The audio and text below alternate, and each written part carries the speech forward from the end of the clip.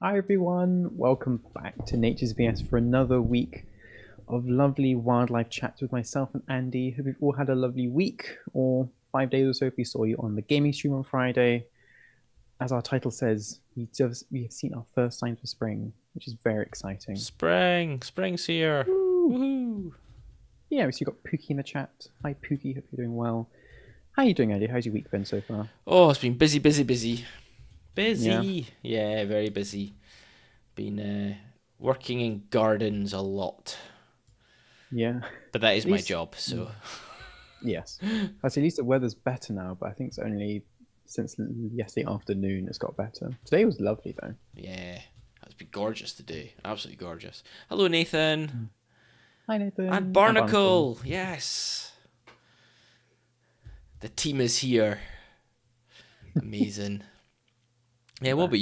you? How have you been since Friday?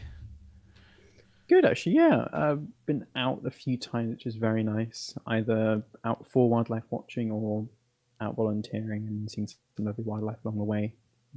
Yeah, just very happy just to be out and about.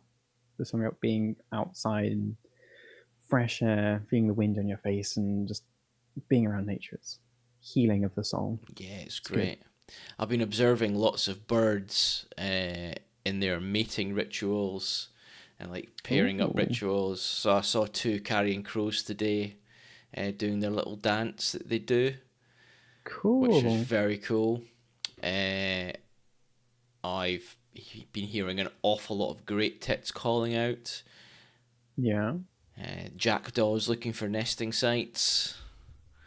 No, none of this did I ever have my camera on me to actually record it, Mm-hmm. but Class.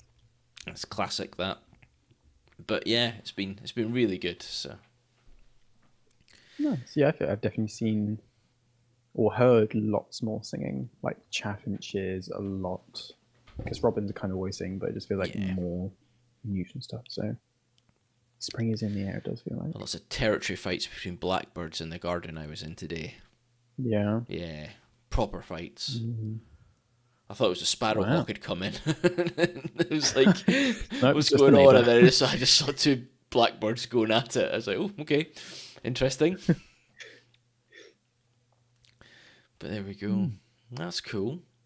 What about yourself, folks? Have you had a really good week? Lots of wildlife encounters I've seen in Discord, which has been brilliant. Mm. More about that Yeah, I like the rock shortly. pool. Yeah, the rock pool finds. I think barnacles, rock pool finds are really cool.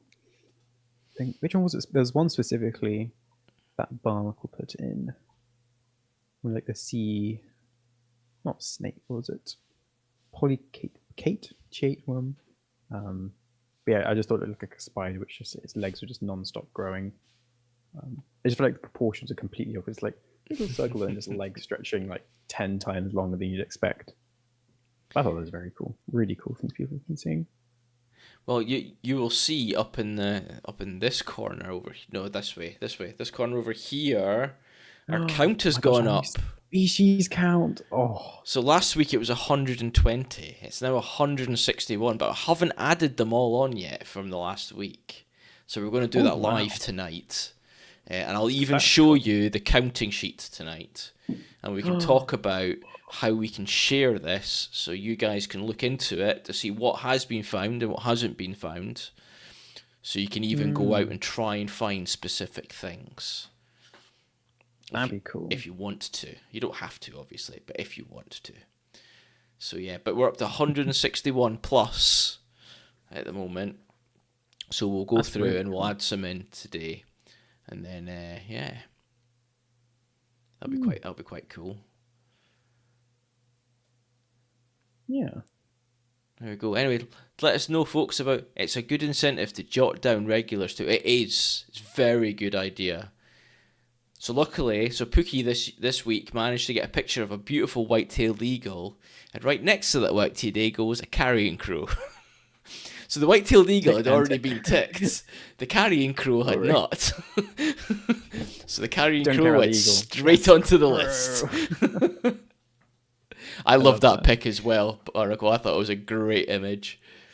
Real. We'll have a look at Just those. chilling in a Yeah, tree. we'll have a look at them a lot closer up later on. We'll go through all of our wildlife encounters from the last week, which should be lovely. Lovely, lovely, lovely. Cool. Mhm. Talking about such, shall we start? Shall we start with the wildlife encounters? Oh, let's go for it. Shall we get there? Do you want to go first or second this week? Oh, did I go first last You week? might have I gone can't first last week. remember. I can't remember. It's You a go whole first week. this week. It's been a I whole know. week. It's like, oh, it's like feels like yesterday, and then I try to think back, and I'm like, I cannot remember anything. Or maybe White-eyed eagle will bring all the unrecorded species to the tree for pig, like a bird magnet attracts all like the regular unticked birds. That'd be handy. It would, right? I've got something open that I don't want to have open. There we go. It's closed now. Right. Okay. So, where am I going to start?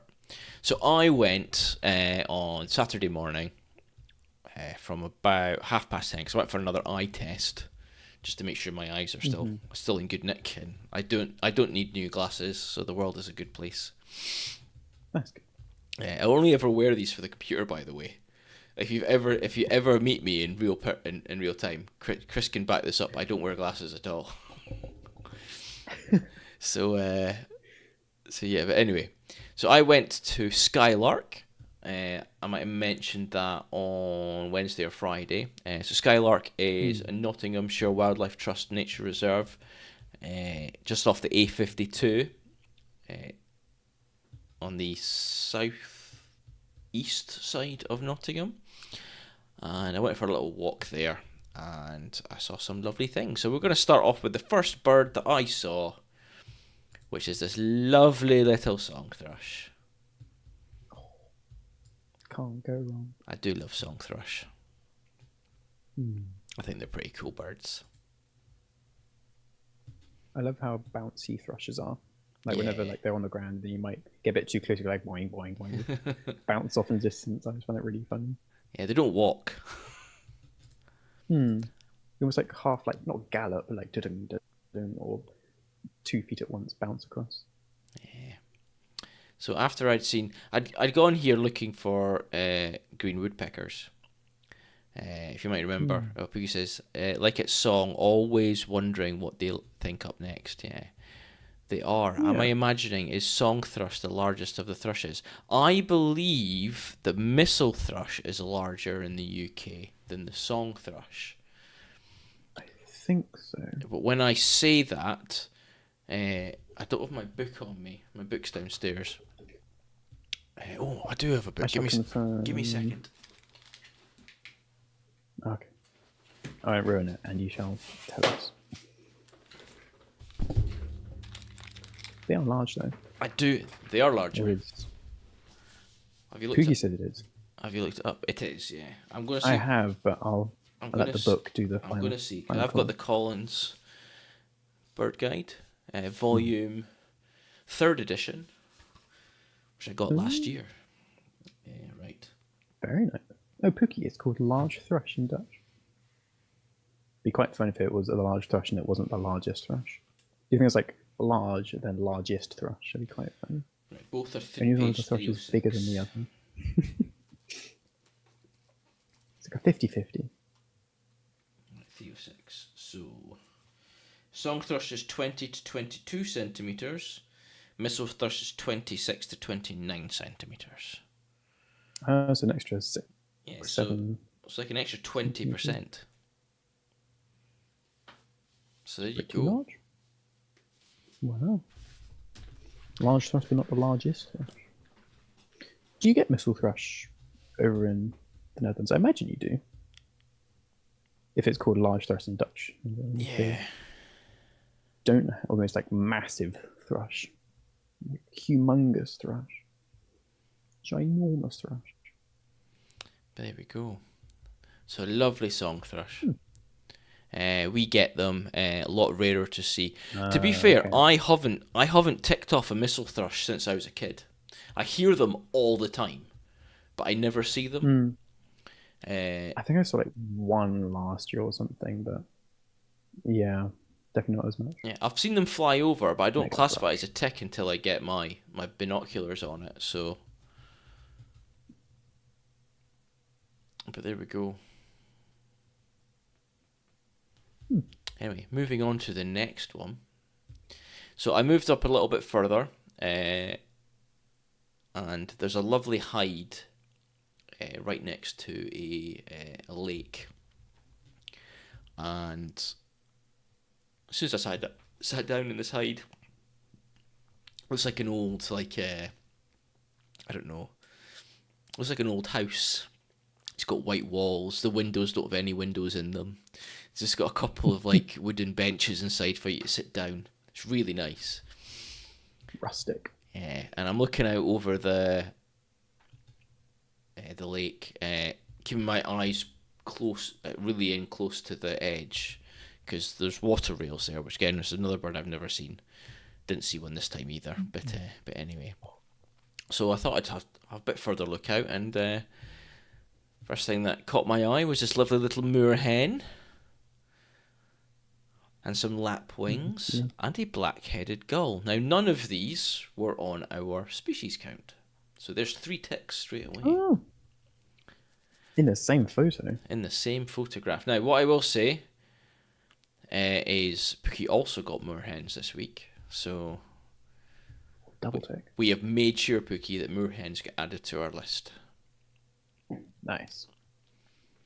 There we go. So that's that one. I've got another one, but I just quite like this picture. It's a black-headed gull again, but it's like flapping its wings. Middle lapwing asking right one who invited the others. Yeah, definitely barnacle. There's so many lapwing there.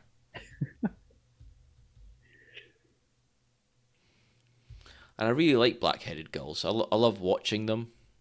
I also love the fact that their head, like their feather color changes on their head between like winter and summer. They've got like a black dot, or in this case, black stripes, which I think is pretty cool. Yeah.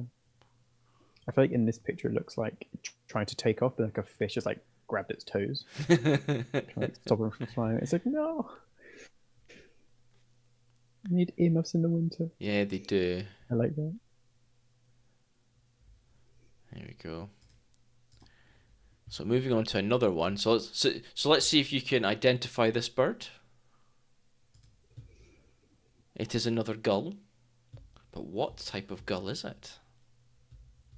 Oh my gosh, my gull ID is awful. Oh, it's like developing its. Will that be like? It's a pigeon gull, says Barnacle. So I will say that this is its second winter. This gull. Gullible. Oh. Walk round to that one. Yeah, this is second winter, so this bird probably isn't going into its breeding plumage until one more year, I think. So I want to say a herring gull, just from the silvery back. It is a herring gull. Oh, there you go. It does look a bit like an adult herring gull with like juvenile herring gull like mask. Like, no, I'm a juvenile too. Don't mind me. Yeah, this one's basically a teenager, an adolescent. Yeah. But what's interesting though is over winter they do kind of get that the way the head is. It's a lot paler, but they do have that like speckled effect across their head in winter apparently. And I did have a picture of one that had that was older, didn't have it all around the neck and the chest and stuff. So that was quite cool to see. So herring gull. So herring gull wasn't on our list, so there's another tick. There we go. I see that picture. It feels very jarring to look at because it's like I always associate like the juvenile herring gulls and the adults as like completely different birds because they look so different. And seeing like half and half on the same one, it's like, huh? It's like, oh yeah, they are the same species, just different ages. That's very cool. I'm surprised I haven't seen like a halfway adolescent gull yet. To be fair, I only ever remember them as juveniles and as adults. But I've been paying a lot more attention because gulls. So I want to learn a lot more about gulls over the next year. I want to get my IDing for gulls a lot better, because you see a herring gull, and a herring gull looks very similar to quite a few other gulls. Yeah. And it's all about the tail feathers and the colour of the eye ring and lots of things like that. So I've started paying a bit more attention. Colour of the legs, Pookie, you're completely right. They are gulls of the sea. That is good enough for me. Almost poetic the way you said that. Yeah. So I've started paying a lot more attention, and I'm seeing a lot more of this kind of thing, which is really interesting. So maybe it's just because you see herring gulls all the time, or because it's a gull and you don't really pay attention to it, that you don't look at it. It's the same as like black-headed gulls. It took me a while to understand that black-headed gulls it's a very dark brown head. It's not a black head at all, but they lose that pattern over winter. Thank you, Barnacle. Yeah, I'm interested to see how we get on. Not that I'm expected to see lots of different types of gull this year, but it'd be quite nice to look at something and go, "That's that." Yeah. So for example, for the next one, now I know Barnacle's been seeing similar birds this in the last week. So, what type of gull is this? A seagull. They confuse me as well, Barnacle, which is why I want to learn a lot more. I can't quite make out the colour of the legs. Gull rhymes Enhanced. with dull. Just saying. Thanks, Birder Chris. Hope you're well. I think that is a greater blackback, by my guess. So you're guessing. Or I think Barnacle says greater blackback. So the way I've learned to tell the difference between a greater and a lesser is the colour of the eye. So if you look closely at the eye, obviously this is a little bit further away, but if you look at the eye, so the greater blackback gull has a very dark eye, whereas the lesser, I think it's got a red ring around the eye. Okay. And for me, I always go off the legs with like the yellow legs. Yellow lesser, so like lesser blackbacks have like yellow legs. So like lesser yellow, that's my way of remembering. But that's cool. Yeah, so this is a greater blackback gull. Okay. Very blackback, similar in size to the cormorant. This is Chris. You'll also see a couple of widgeon there in the front as well. Look at that. Is that a cormorant trying to peek in? That's a cormorant sticking its head in on the side there. I'm here too. It's definitely not a shag, because we're inland here, so we won't get shags here. Very lost shag. So that's not a tick for me though, the greater blackback gull, because Barnacle got greater blackback gull before I did. So that was ticked by Barnacle. We move on to oyster catchers. Yay! Just 3 of them having a snooze. Aww. Such beautiful birds. There we go. Now the next one's a little bit gruesome if you look very closely. And I'm afraid to say the picture's not good enough to identify what it's eating, because if we knew what it was eating, we could add it to our list. It doesn't have to be alive for our list, or is it? But it's a little grebe munching on a fish. Aww. Wow, it's something just coming through. So cool. Num num num num num. Yeah, if you can ID that fish, that'd be good. Zoom and enhance. Can we get a zoom on the fish? We can get a zoom on the fish. I'll give it a go. I'm afraid to say that it's not very... It's, Oh, did you count the tick on the green finch? There's Pookie. I'm pretty sure we've done greenfinch. We'll have a look in a second, Pookie. Consult the list. Yeah, when we're. Looks like a mouse tail there. Little green goes for a small mouse. Okay, there we go. There's a closer. That's me just zooming in on it.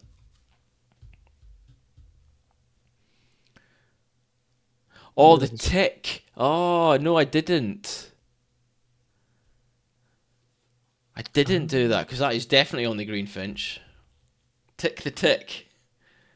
What species of tick? There are many. There are lots. Ah, it's a wet fish. Arachnid.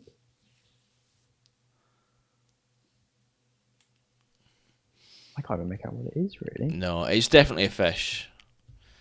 But it's just come up from diving and it had this fish in its mouth. And man, I'd seen it and I got a picture of it and then it disappeared. And then I was waiting for ages for it to come back up again. Oh, and no. finally it came back up. I think I had that, and especially if they're really close, like relatively close to you in like a hide or something, they'd go down, you're like, cool, looking with the camera, and then they pop up to the side, like, oh, there it is, swivel, ready, and then it dives again. Dives like, again, yeah. I just want to appreciate you. Oh, it's a small fry or something. Roach? Question mark? Possibly. Again, unfortunately, Chris, we can't tick it off because we're not 100% sure. So we're going to. Don't know my fish. Yeah, we're going to hold off on that. But Little Grebe, I'm pretty sure was a new one, so we've added that to our tick list. Fish spur. There you go. And then as I was leaving, so I was there for about an hour and a half, 2 hours, wandering around and stuff. And like I said, after I went there to try and see green woodpeckers. Didn't hear one or see one, and then I was literally walking back to the car park, and one flew right in front of me and landed in a tree. So here we go. So finally, unidentified fishy objects. Separate topic of the list. So this is a male green woodpecker. That's you really can nice. just make out the red mustache. Mm. But as always, the green woodpeckers hide behind branches. Yeah, it's trying to hide behind those sticks, isn't it? Like, nope, don't get me. It's just a lovely colour, though. I love them. It's that Like beautiful olive green, yeah. And the cream and the red will go together so nicely. You forgot to post your hiding rock dove. Ooh. Sounds so mysterious. You're right, Pookie. Greens are tricky because they don't like being seen. So what will normally happen is you'll spot one, and you'll be lining up on it, and then it'll move around the trunk. Yeah.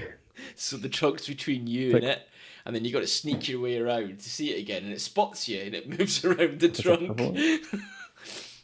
Hide and seek for that.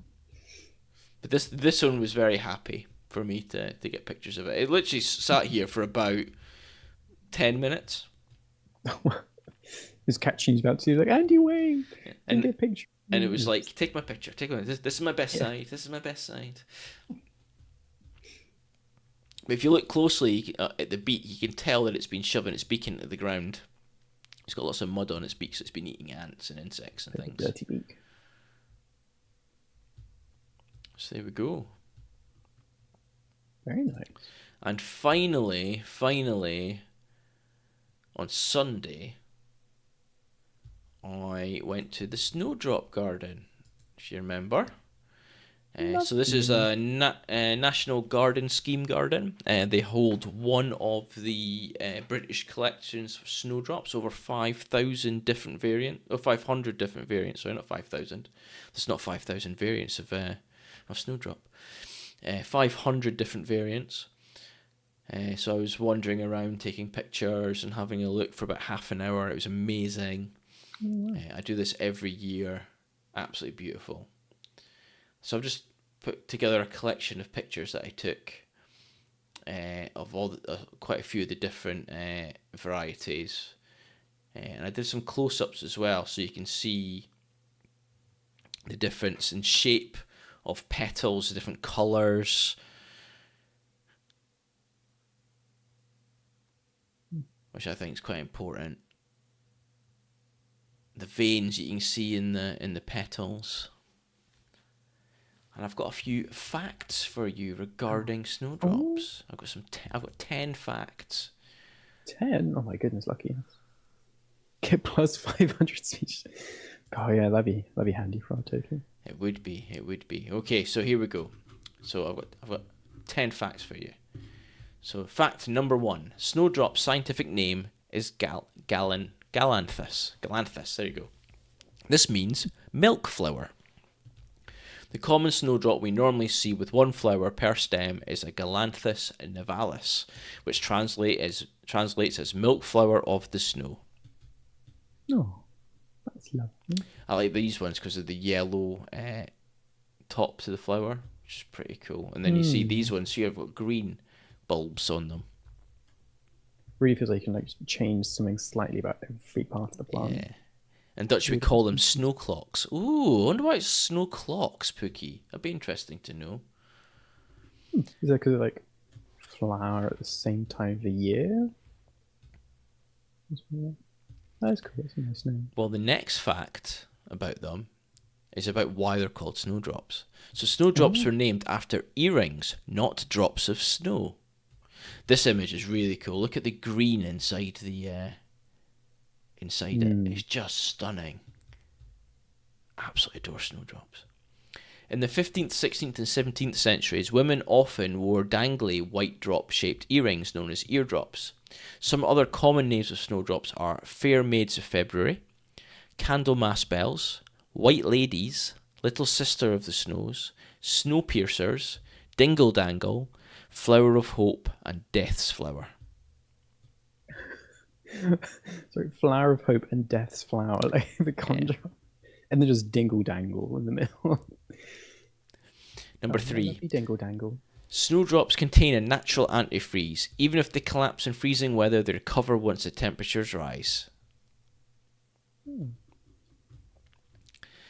Number 4. When temperatures reach 10 degrees centigrade or 50 degrees Fahrenheit and above, the outer petals, so this was definitely over 10 degrees because you can see it from, although these ones were in the shade, so that's not happened there, open up, revealing the nectar inside. When temperature drops, the petal shield closes and protects the nectar. Natures are rather magical, as this is perfect for bumblebees, which come out of hibernation when the temperature rises above 10 degrees. Here we go. Wow. Snowdrop pollen and nectar is an early spring feast for many bees. The green stripes inside the snowdrops are like landing lights, guiding them to one of the only restaurants open this early in the season. There you go. That's pretty cool. Oh. Number 5. Snowdrops and their bulbs are poisonous to humans. Some people have mistaken their bulbs for onions or shallots, but they would have to eat an awful lot of them to be fatal. So please don't eat them. Snowdrops are used in medicine to help people. Galamantine, extracted from drops, is now used in a treatment to slow down dementia and Alzheimer's disease, which is very cool. In folk medicine, snowdrops have been used as remedial herb to ease pain, migraines, and headaches. Are we allowed to look at dingle dangles? Terms of service. Twitch is going to get you for those dingle dangles. Although there are gardens and woodlands where we can see thousands and thousands of snowdrops, they are endangered and even under threat of extinction in some countries where they naturally grow in the wild. This is because too many were dug up to sell to gardeners across the world. Since 1995, international trade has been banned unless you have a special license. Wow. Number 8. There are lots of legends and myths about snowdrops. One of them was the belief that you should never bring in a single or first snowdrop into the home, as it was unlucky or even meant there would be a death soon. That's why it's known sometimes as the death flower, and the flower is described as a corpse in a shroud. Oh gosh, it's like, look, I picked that flower of hope for you. Oh god, it's the death Ah! flower, not the dingle dangle. It's also been known as a symbol of hope. Yeah, there we go. During World War II, the US military police were given the nickname Snowdrops by British civilians. This is because their Oh, olive green uniforms with white cap or helmet and white gloves made them resemble snowdrops. oh. That's pretty cool. And number 10. Galathomania, people who are crazy about snowdrops and or collect them are known as galantophiles. There you go, Oh, that's a galantophiles. fun. Special new mutant varieties are sold for huge sums of money. One bulb from Galanthus plicatus, Golden Fleece, was sold for £1,390 sterling. Some of these Wow. collectible bulbs are so precious they are kept locked up or watched over by security guards. As a result of this galanthomania, snowdrop craze, there are snowdrop galas and special events held worldwide attended by galanthophiles. There's an update on this as well. A new Oh, record was really? set in February 2022, according to Garden Illustrated, when Galanthus plicatus Golden Tears was sold on eBay for £1,850 plus £5 for postage. Like the previous record, this snowdrop was bred by Joe Sharman of Monk Silver Nursery, known as the King of Snowdrops. Wow. There you go. Not bad. Now, snowdrops are not native to the UK. What's happened is they were brought over and they were planted in gardens and just outside churches. What are they called? Around gravestones, Graveyards. just graveyards. Thank you. And from there, they've actually escaped out into the wild. But we don't mind because they're beautiful. The perfect invasive. Be pretty. Yeah. So there we go. King of death things of hope. Some lovely facts about snowdrops. Very cool. They are costly. Hi, Thistlex. How you doing? They are costly, Thistle. Yeah, I was looking at some, so I could have bought some snowdrops while I was there, fully grown in some lovely little pots, and there was one that was going for sale for £90, and I thought that was expensive. Do it like 20 times that much. Probably, Wow. but I didn't buy it. I didn't buy it.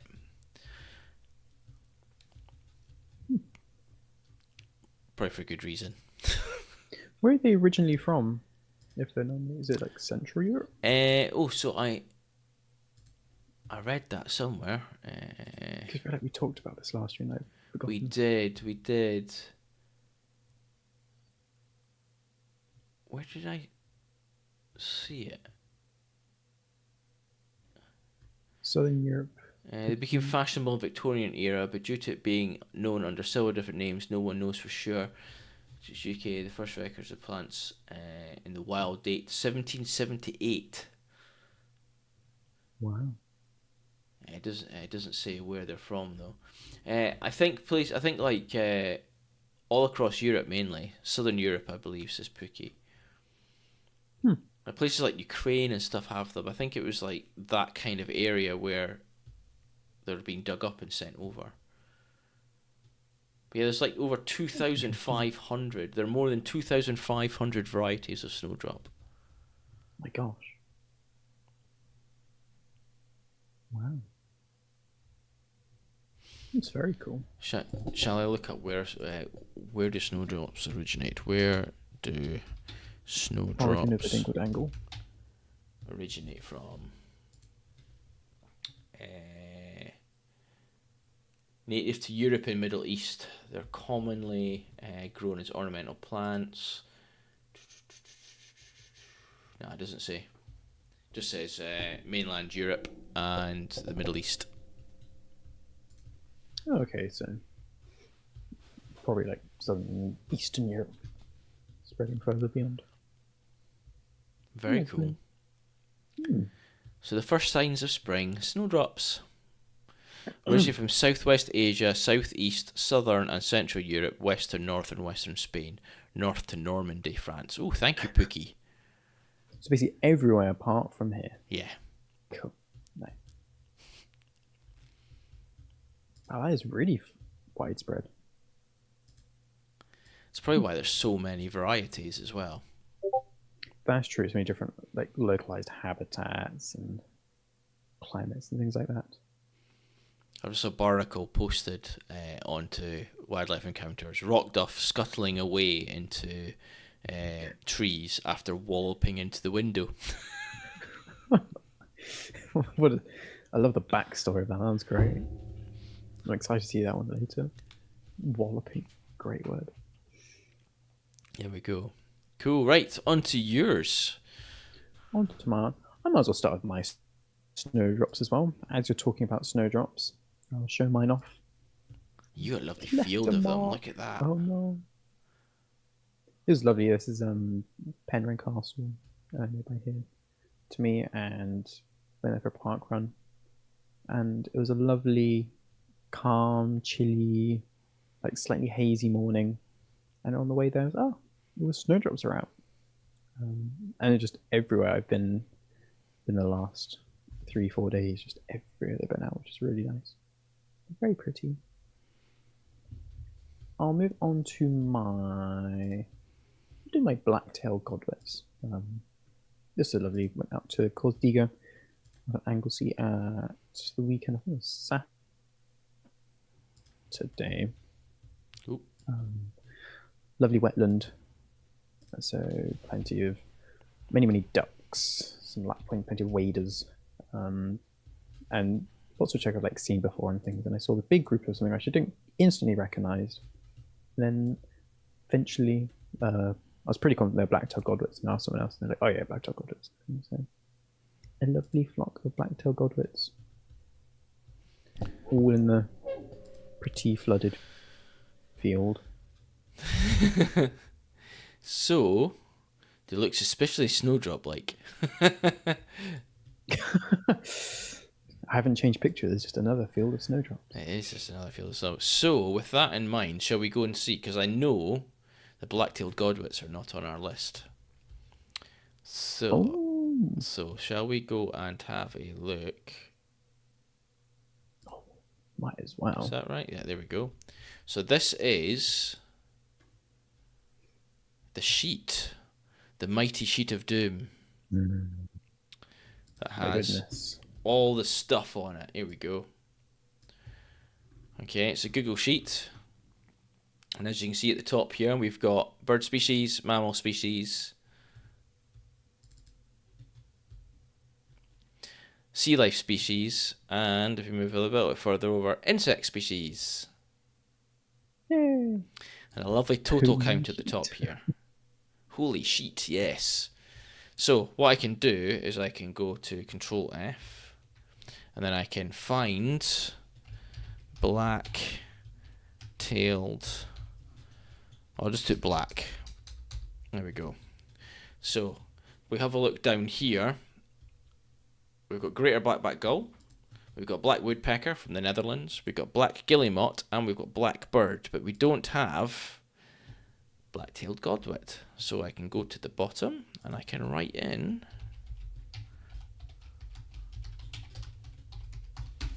black-tailed godwit. Ta-da! There we go. Hooray. There we go. That's the first one. Now we've got more of that to do shortly. But the nerd in me is demanding a taxonomic tick sheet.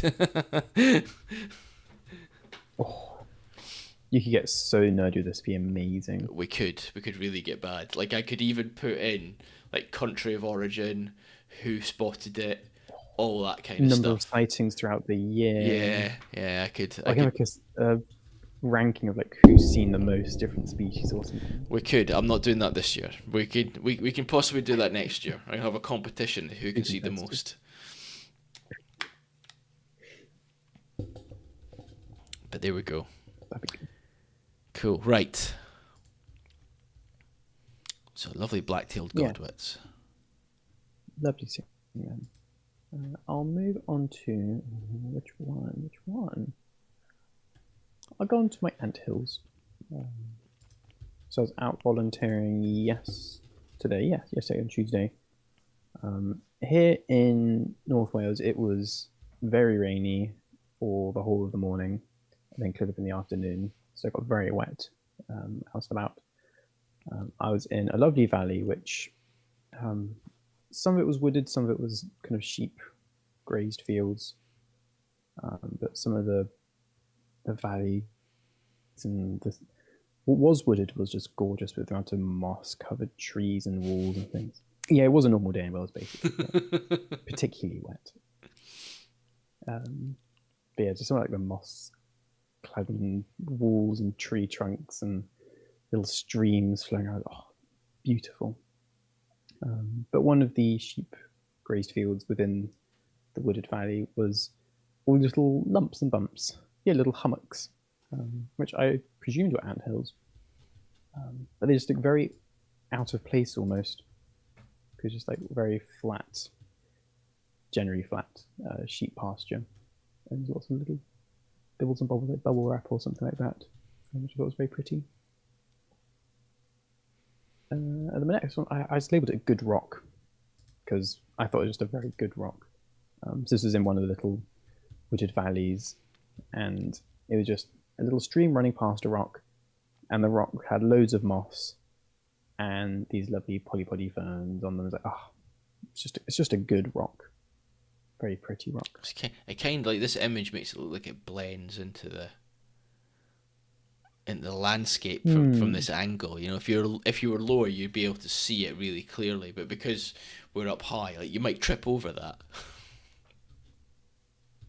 Yeah, it's hard to guess. Like that rock's probably about 2 meters in each dimension, so 2 meters Wow. wide, and then like it's a big rock. I can imagine like your typical polypody ferns, like that big, like going along. I think it's a big rock. I'd love to find a rock like that. Just Though. so mossy, so much moss. Good moss. The stream's lovely as well, like the white in the stream. That's very cool. I bet you could have sat there for ages just listening. Brook. Oh yeah, yeah. I really want to go back to because there's quite a few temperate rainforest sites around here. I just want to go, especially in like dawn chorus time. There you go. Maybe like there April. you go. You've said it now. That's where you got to go do your dawn chorus. I know, and just sit there and like little babbling brook, and be perfect. Yeah, because dawn chorus day isn't too far away. Yeah. That's like May, isn't it? I think so. Yeah, like the first Sunday in May or something like that. Oh, wait a minute. We have had a. Have I got an issue? Have we got an issue? No, we don't. We're fine. We're fine. We're fine. We never have issues. There was a network error. Please try again. That's Twitch. Uh-oh.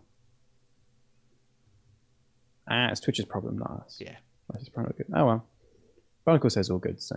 Oh no. No, it's gone again. Oh, I didn't have care. No one else has said anything, so I assume we're good. Oh. Pookie says we're good. Barnacle says we're good. That's fine. That's fine. For some reason, I've got network errors. I had one as well, so I had to panic a bit for a second. 2 errors, but we're good now. Thank you, Nathan. Thank you, Thistle. Thank you, Barnacle. Thank you, Pookie. Thank you. Yeah, I've had zero dropped frame. I've had 0 dropped frames, so it's got nothing. It's got nothing to do with me. And a third. Oh no. Everything's fine. We don't have technical. Oh no, a fourth. Oh no. I'm wondering. Can you still hear us, folks, or is it only like you can't see us? Curious. Pesky snowdrops. Oh, so at least you can hear us. That's again. I can hear and see you. Okay, that's cool. Okay. This has turned into a podcast now. Hi everyone. Welcome to the HSBS podcast. Yes, welcome back. The stream for welcome back. There we go. Cool. Right. Let's continue with your lovely Yes. mossy rock. Lovely Muddy Rock. This was yesterday. And then this morning, actually, I went out because I just wanted to get out again whilst I could because it was such a nice day. I just couldn't. I closed the Twitch, I think. Cool. Hopefully we're good now. Went out to Morphomadryn, which is a lovely reserve on the coast up here in North Wales. And I kind of got out the car park, started wandering around, and there's just like loads of ducks and things around. It's like kind of like a salt marsh, like tidal mud flats, that kind of on the edge with a bit of woodland and things. So just a really lovely mixture of habitats. And there are loads of widgeons and teals. And I was wandering around, and one of the birds which I was not surprised to see, but I hadn't seen for ages. I'll bring up hidden burb, which I could hear this bird. I'm wondering if you guys can make it out, because I could hear this bird, but I just couldn't see it anywhere for about a good 15 minutes. That's because it's hiding from you. It's like crouching and sneaking its way. Like, I'm going to do this. I know. Very careful. Yes. And guys, not just me. I'm over here. It's like I can hear so many of them. I'm over here. And I feel like you should be right there, scuttling from tussock to tussock. Do you know what it is? Do I know what it is? Or anyone else? Just like me when the corncrakes are. Oh, that must be infuriating. The corncrakes. I really want to see. Honestly, I can't tell. Let me have a look. Mine to be zoomed in a bit more. I need to look at the actual image because it's very small. It's very small on my screen. This was zoomed in on like max zoom. They were a good about 100 meters away. Probably this one. It does have a cool eye band. Strip thing.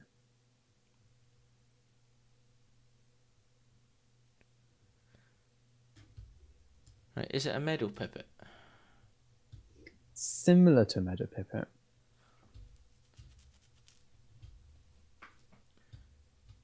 It's not more clues. I can't think of a clue without giving away straight away. I'm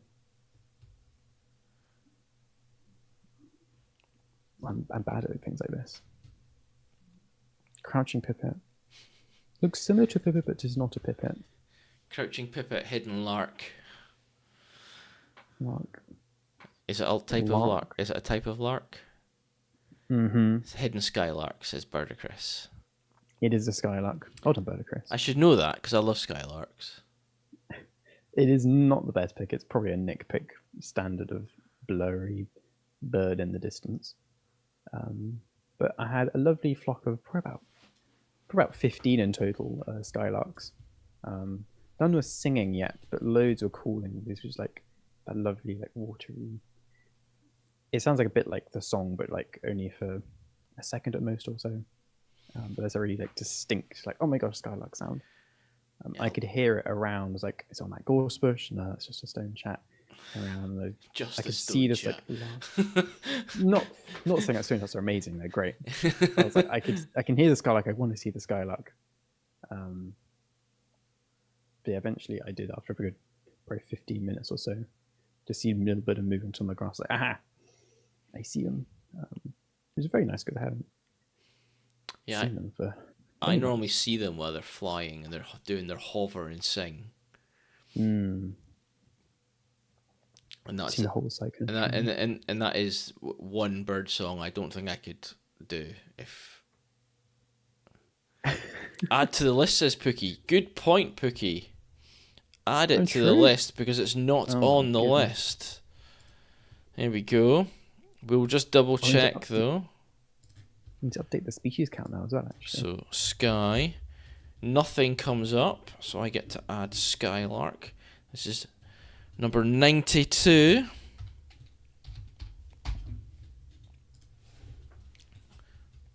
And what you were saying, Nathan, about the green wing. Keep. What's the word? You'll hear more in a second. There's a phrase I'm trying to think of. Hang on. No, that's not right. Oh well. You will hear more news shortly about the possible green wing. But yes, lovely skylarks. Really love just hearing them. Felt very summery all of a sudden, out of nowhere. I usually have a wee one jumbling about in the garden. They're fine to watch amongst all the vegetation. Yeah, they do. They just feel extra.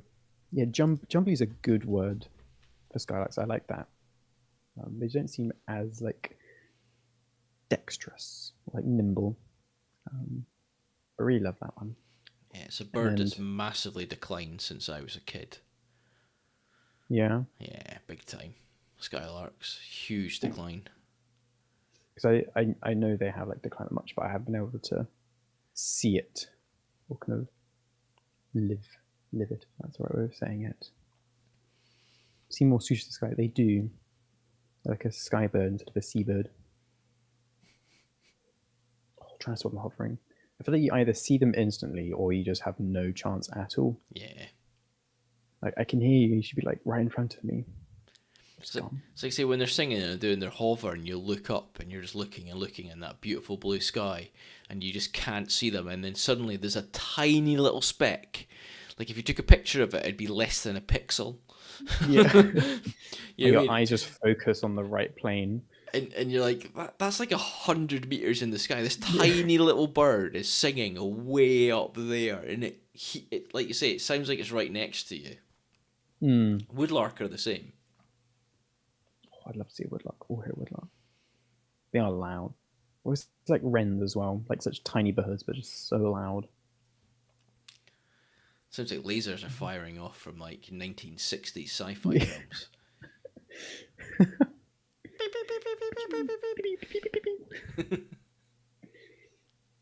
That was really nice. I was walking around, and I had seen that the uni bird group had seen a green-winged teal, and I was talking to a couple, and they had talked to someone else who had seen a green-winged teal. I was like, oh, maybe I'll just go have a look for it. So there's probably about 100 teal amongst the not estuary, like the salt marsh and tidal area, but it's all like grassy banks as such, and then dips into like the muddy channels. With the trippiest bird songs, lapwing and grasshopper warbler, yes. I think lapwing's the most like unnaturally sounding bird. Sounds too electronic. Grasshopper warbler just sounds like it's just going on forever. Like you're hearing things and you can't like locate it. Like you like turn your head around and everything. So like it's just in my head. It's everywhere. It's just everywhere. Yeah. Oh, I miss grasshopper warblers. Starlings. Oh, dude, that's true. Lapwings and starlings. And they can throw their voice. Here we go. Here's a question for you. Can blackbirds throw their voice? Because I've got a friend who has a blackbird in her garden, and she says it sounds like it's coming from one bush, but she's watching it sing directly in front of her, but it sounds like it's coming from behind her. Maybe they're working in pairs just to confuse them. That's what I said to her. Just messing with you. That's cool. I don't know, actually. I haven't experienced that myself. I haven't experienced it myself either. But yes, I was on the lookout for some green-winged teal, and I was just scanning through for the horizontal and vertical white lines. Oh, weird, unless it's reverberating off the walls. That's true. Walls and things can play funny tricks. And scanning through, and it's like, no.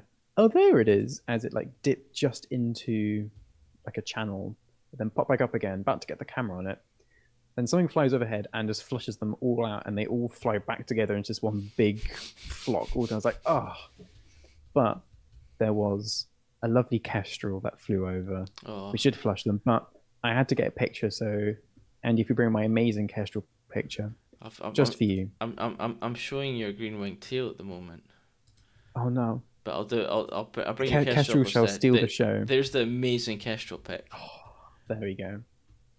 Annoyingly, the Kestrel got in the way of my stick picture because I was getting some lovely pictures of some sticks. The sticks are a beautiful focus, by the way. Thank you. This Kestrel got in the way. But I thought I'd put in a Kestrel because we love a Kestrel, especially Andy. Looks like a banana No, skin. it's on the distance. Ready? Three, two, one.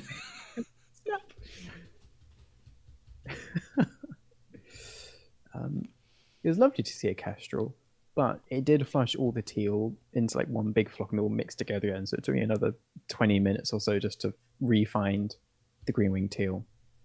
But eventually, I did re-find the green winged teal and I managed to get a lovely picture of it. And I'll talk a bit about that as my speech's highlight because I had never seen a green teal before, which is very exciting.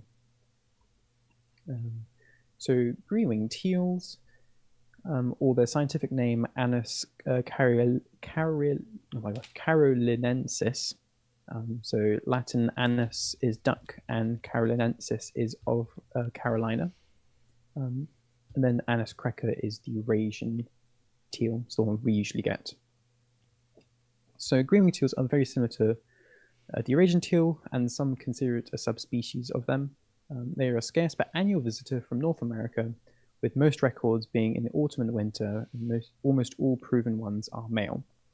It was considered a conspecific, which is of the same species as the Eurasian teal, for some time, but the two have since been split into separate species. The AOS, or the American Ornithological Society, continues to debate this determination. However, nearly all other authorities consider it distinct based on behavioral, morphological, and molecular evidence. It's a common duck of sheltered wetlands such as tiger bogs and usually feeds by dabbling or plant food or grazing, nesting on the ground near water or under cover. They breed in Alaska, Canada, northwestern US, and winters generally in the southern half of the US, going into Mexico and the Caribbean. Mitochondrial DNA data-wise, this species is more closely related to the speckled teal than the common teal. This required a sexual dimorphism either being lost in the speckled teal or that it evolved in near identical forms in the green-winged and common teal after the divergence of the green-winged and speckled teal lineages. And then there's just like lots of these different theories of like, is it a subspecies of the Eurasian teal? Because there's these three teal, which two of them look similar, one's a bit less, but then this one's more genetically close to that one compared to the one that looks similar to it. So there's lots of research and things going into that. There's another theory with introgression. So the genes are passed down through hybrids from previous generations. Alternatively, the common teal might have derived derived from the green-winged teal, with molecular differences occurring over time with genetic drift. But there is no conclusive evidence for the genetic relationships between green-winged, speckled, and Eurasian teal, which I thought was very interesting. But they are considered by most to be separate species than the other two. Because they're not a British resident or frequent visitor, the BTO doesn't have many records on them. So our favorite game of guess the maximum age from ringing isn't quite the same. So I had to look at the Animal Aging and Longevity database, which I don't know how not correct. Accurate. Thank you. Yes, how accurate that site is. But according to the Animal Aging and Longevity database, how old do you think the longest green-winged teal is? Given that they have an average lifespan of 3 years with the breeding at 1. And then if we want a bonus point, you can put in how old do you think the longest Eurasian teal is from BTO bird ringing? Ooh. I'm going to say 7 years for the green wing Yeah. and 8 years for the Eurasian. Any other guesses? I'm only doing that just because, poor green wings have got to fly all the way over the Atlantic. So Pookie Mm. says 9 on both. Yeah, it feels like the ducks are kind of like, because average is 3 years, is like a lot shorter than I was expecting. At least Nathan maybe says like 13. 5 or Birdicris something. said 12. They look solid. 21 years, 12 days for both. Solid ducks. Barnacle is an optimist. I love a teal. I think they're Um, beautiful. Thistle says 15. ooh. So for the Eurasian teal, so the ones we commonly get here when in the UK, that one's 18 years. Wow, I was 10 years away. Yes, that's odd. But you thought that was a lot. Taken with a pinch of salt because citation required. Maximum age for the green wing teal, 27.1 years. Barnacle wins. Ancient duck. That's in the wild. I think they can live longer in captivity. Go away, Yeah, One it's Drive. 27.1 years. Barnacle had a good, sturdy duck sense. These were indeed sturdy ducks. I couldn't find the original source of this ancient duck, but if the animal aging and longevity database can be trusted and cited, then yeah, 27.1 years. Amazing. Yeah, Thistle wins on the first one. It's 18 Furies and 2 and 27.1. Yeah. That's like 9 times longer than the average last one, which I thought was crazy. Pong had mentioned the 12 days they would have won both. Oh no. Too precise, Barnacle. But you got the second one. You got the important one. But yeah, there was a bit about an American vagrant we get in the UK, the green winged teal. Yeah, and I realized I had one bird, or one wildlife sighting which I hadn't mentioned. Was as I was walking back to the car from seeing all this amazing wildlife, I was about to cross the train tracks, and this white bird popped into the bush on the other side of the train tracks. I was like, hang on, what is that? It's too small to be like a gull or something. I was really confused. Brought my bins up, and who's looking back at me? It's this partly leucistic blackbird sitting in an ivy bush eating all the berries. Really baffled me at the start. Like when I first saw it, I was like, you're white, but you're the complete wrong size for all the white things and you're in a bush, so huh? But yeah, I'm glad I got a picture because it's a really beautiful bird. Yeah, the beak, like the vibrant orange beak It's on so the white. orange, isn't it? The pattern on it is gorgeous. It looks like it's a white piece of paper that's had like ink thrown at it, like black ink thrown at it, and it's splodged in different places. That's such a good find. Yes, I was very happy after walking around and then just seeing that. And it was my green woodpecker. As I was walking back, it flew into the bush nearby and was like, Yeah, "Look at me!"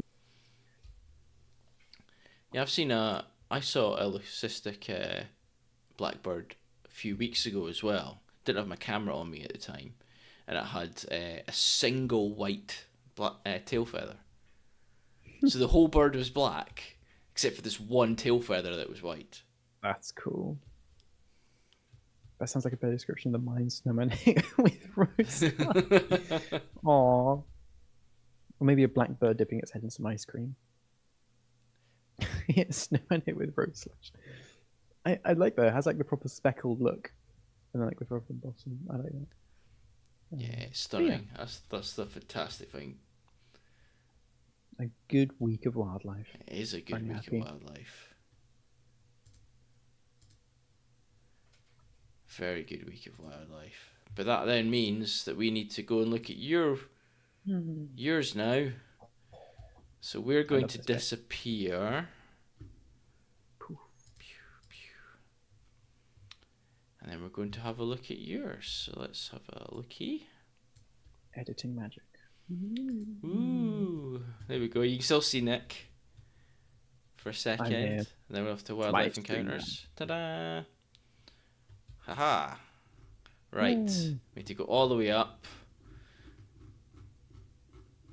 Look at all these amazing can't remember what the date was that we went to. 28. No, Was it 28th, I want to say. the Whooper Swans and Buick Swans? There we go. 29th was Wednesday last Yeah, week. so here we go. So we got Chris with 175 Whoopers and at least one Buick in here. Just over here, you can see them here. It's a lot of hoopers. It's a lot of Whoopers. Whoop, whoop.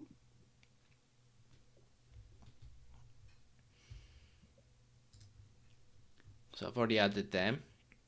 We're now moving into Yummy Pookie. smattering. Is the sound of the police. We're up to 570 Hoopers and 10 Buicks now. Wow, Bird of Chris. I might have to pop over just for the Buicks because I haven't seen them. That's really cool. Right, on the 31st, we've got a lovely great spotted woodpecker here, which is already on the list. There we go. Hammering away. A black woodpecker. Oh, I hope you find the nest again this year, Pookie.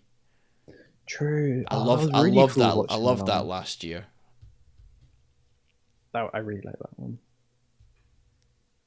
1,431. Oh my gosh. Wow. Yeah, black woodpecker. So I've added this already.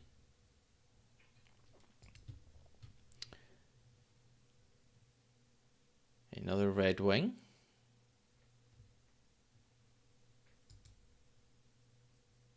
A buzzard. Hello, buzzard. Oh. I love that one, like looking through the branches. Yeah. Lovely photos. And an Egyptian goose. I've added the Egyptian goose to our list. Oh. And a nuthatch. And moss. Moss. Good moss. Good colours, like the green and that Yeah. buff kind of colour. I like buff. There we go. Rusty. Then we're on to some from Nathan here. So Great Northern Diver. Really great pic. How close were you, Nathan? I look really close to that. Very cool. What a stunning bird.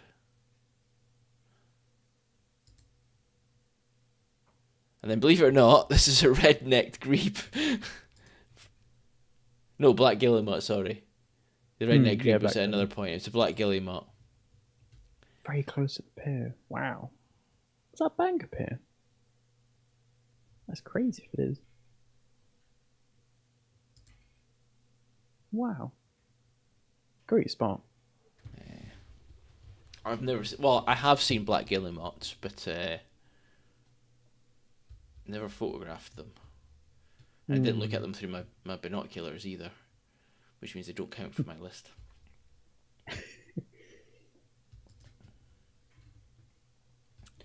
So here we go. So some blackback gulls here.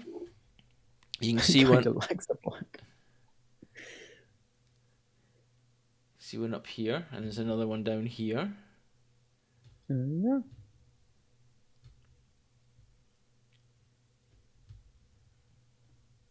Squabble over food. The right one and fluff with the food. Yeah. I like having the story to it.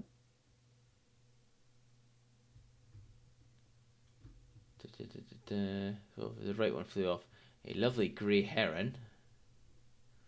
Look at that. Nice reflection in that one as well. Yeah. Really nice. A harbour seal. So harbour seal went onto our list because that wasn't on there already. Yeah. I love that picture. Just looks very just goofy, just staring. It's watching you. Yeah.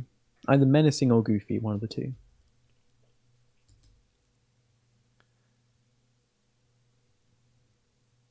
They were around for ages. That's cool. Aww.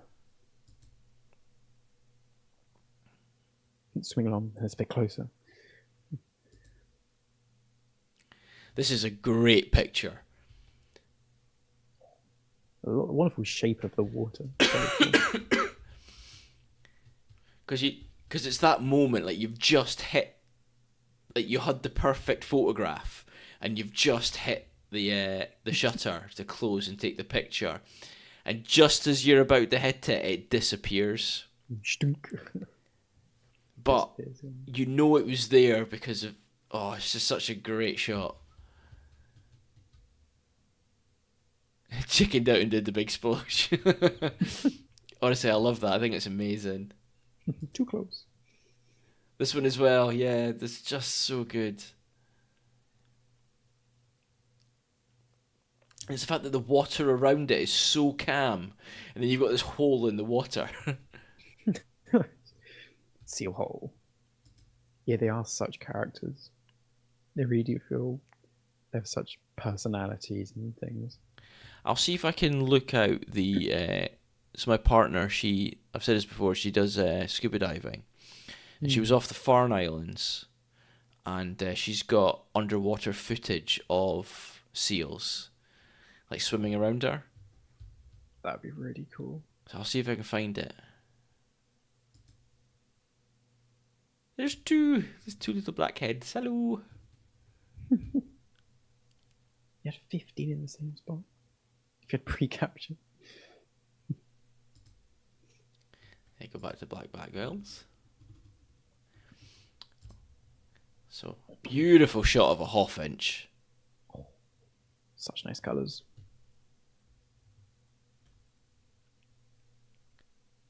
I think that's your best one yet, Pookie, of the hawfinch. Chunky bill.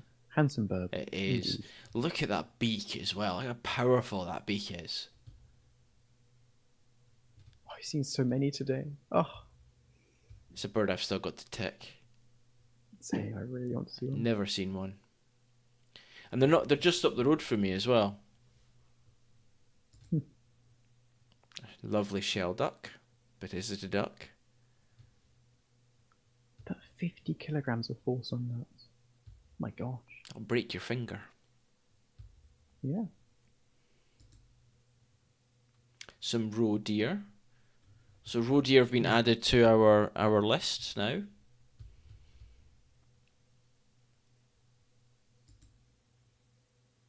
Here's that white-tailed eagle and carrion crow image.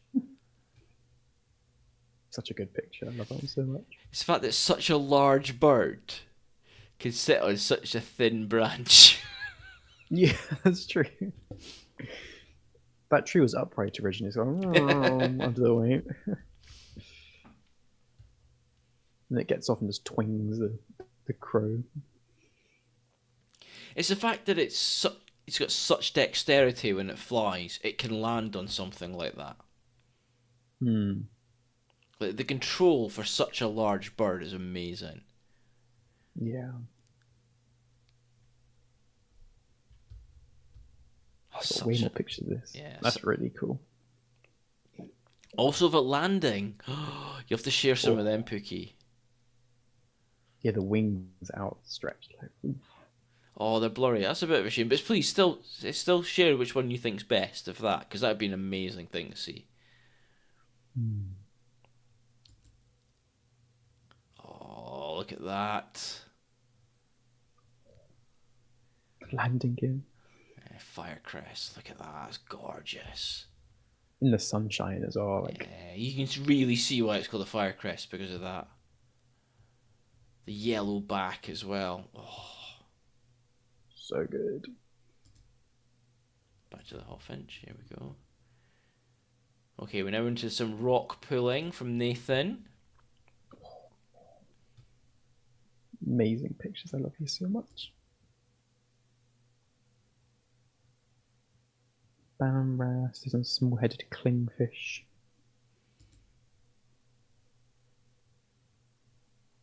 Seraph needlewhelk.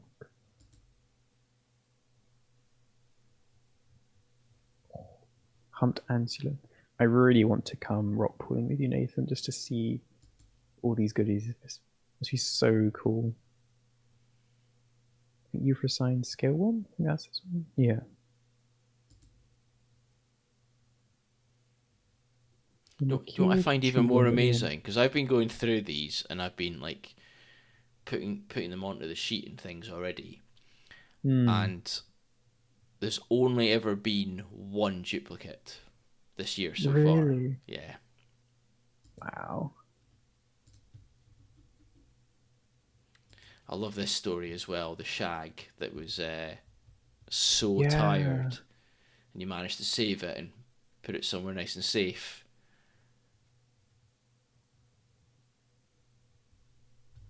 It's just one of those encounters you'll just remember for so long. Yeah. And the beautiful feather flick at the front here is just Hmm. stunning.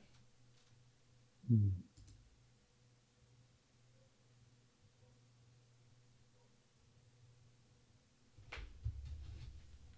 And there's a snake pipefish, 30 centimeters long. It's Tintin in bird form. Proper quiff.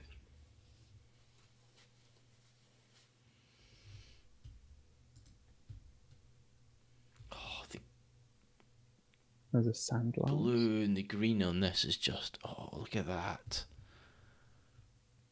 So beautiful. That's something out of a horror film. Spotted paddleworm. I'll just make sure. Does almost look like a long rib cage.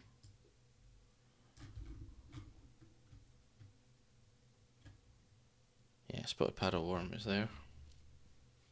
Hmm. Grey male shell. Yeah. I've edited that sand lance photo, so we'll put that in so you can see it at the end. Oh, amazing. Oh, that'd be cool to see. Sea slugs are often under 1 centimeter if that's what you're thinking of. I remember it's being tiny, teeny tiny.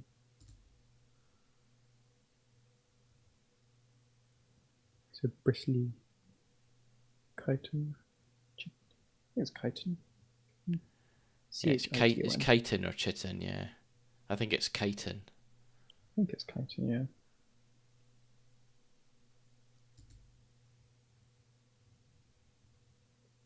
Aesop shrimp, which I love the eyes on that one. Good big eyes. Polyneedle branches are usually about 2 centimeters. Insane how tiny they are. Yeah.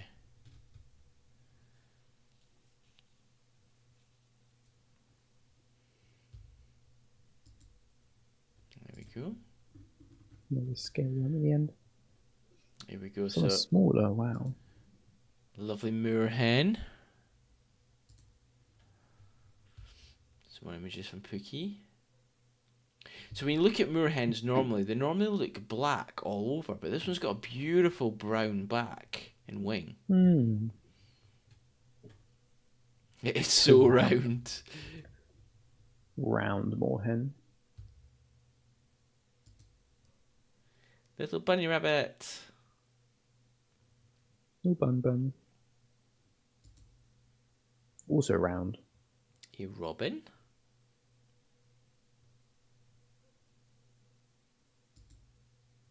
Also surround you. A white wagtail. So that was new. I've put that on the list already.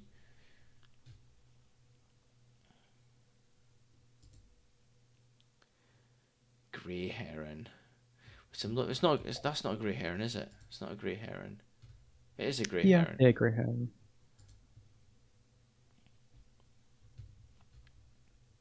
Hunkered down. No neck heron. A coot. And again, another bird that you think is black all over except for the white patch on the head. And look at that light grey body. Hmm. Some of these are Lovely just for the sheen. list. Yes, Bird of Chris, white wagtail is listed separately from pied. Hmm.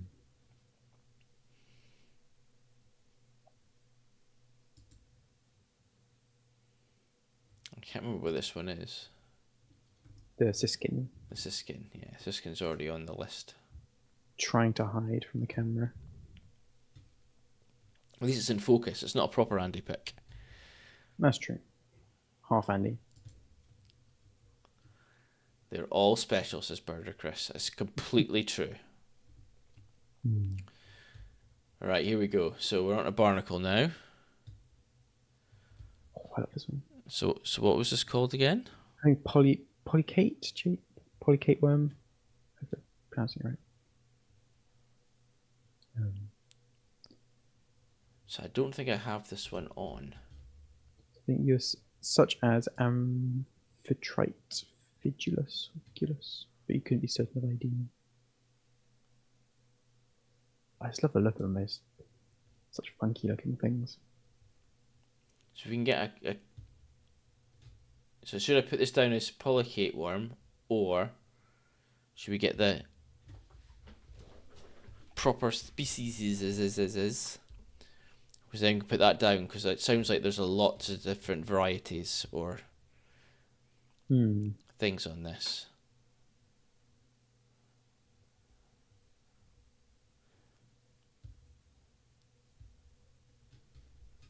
Because I haven't put this one on yet. I'm not sure that can get the species, but it could be a Serratulus species.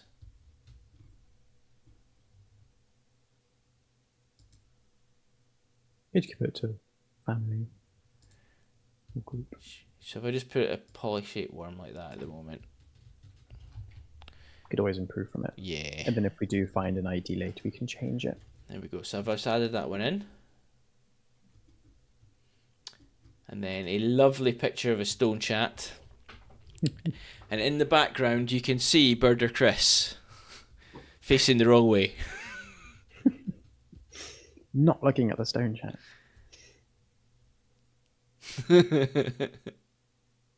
That's a lovely picture of the stone chat as well, by the way. Lovely little female. Right, so stone chat trolling the birders completely.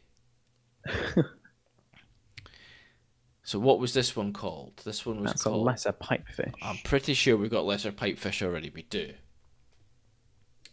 Then we've got Dotto Coenekeri, which we already have. Eubrancus andra, which we already have. I think I've put these ones on the list already. Serratulus sp, yep. And Oristalis dorsalis. I've already got all these ones on. Love pipefish. Stedia dorsalis. I mean, we had just spent 5 minutes admiring it, but hey, that's Neil, our photographer, for you. Nice one, Neil.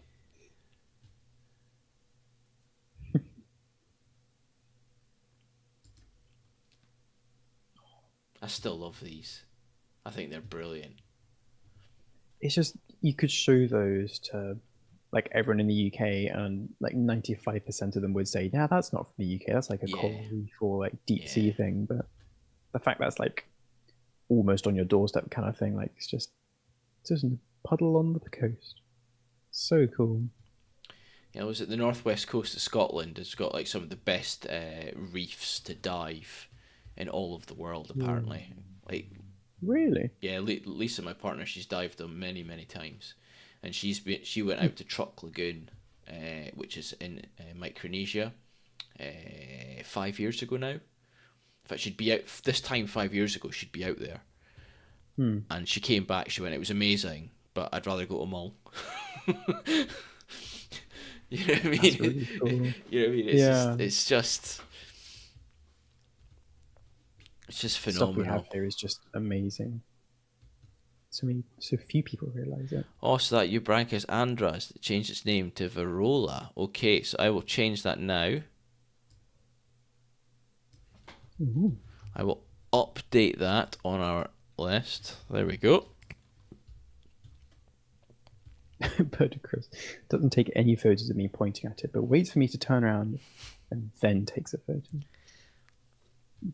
Good job, Neil. Top quality photography. This one, honestly, this is straight out of a horror film as well. Looks like it wants to eat you. Yeah, does it like 3 or 4 organisms It in does, one, doesn't it? like mutated together? Which is funny. Yeah, so some like the micro moths and things. I remember going through that. It's like, oh my gosh, none of these have common names. So I can imagine that's the same for just the sheer number of things you can find in a rock pool.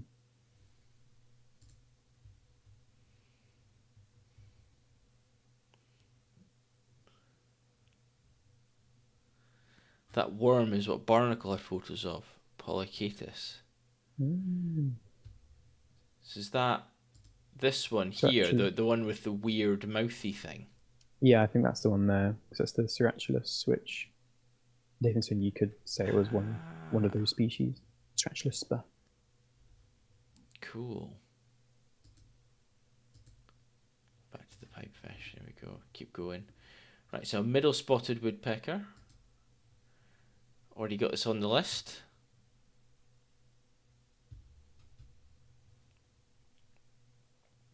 This is a very similar picture to my green woodpecker one because of the branches slash twigs in the way. Beautiful nuthatch image. Really nice. The blue grey on the back is just phenomenal. Another lovely robin image, looking straight at you on the bramble. Eyeing you up. Another roe deer.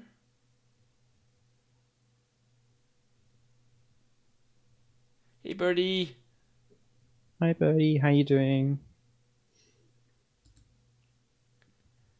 A goldfinch.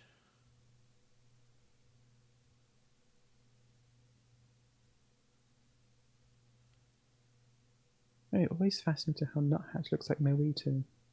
That's true, actually. They're kind of like buffer underside, darker upper side. I can imagine like different light. They can look quite similar.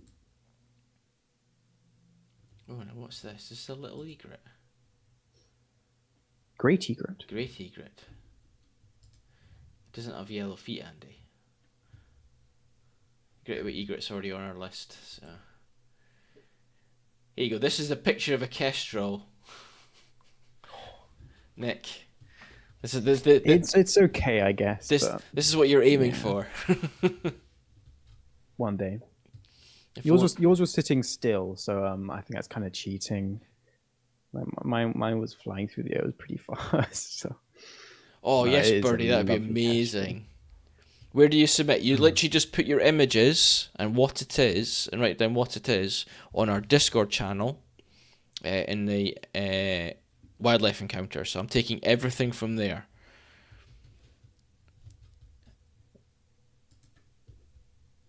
There's a red wing. I'll show you the list in a second as well, birdie. We'll go through it all together in a second. Oh, lovely little blackbird. Oh, look at the grass. Look at the frost on the grass on that one. That's a great. Oh, So crunchy. and a J. So a J would be new to us as well, but I've already added it. So I'm trying to think what. Remind me. I want to see what corvids we have not added to the list yet. That's true.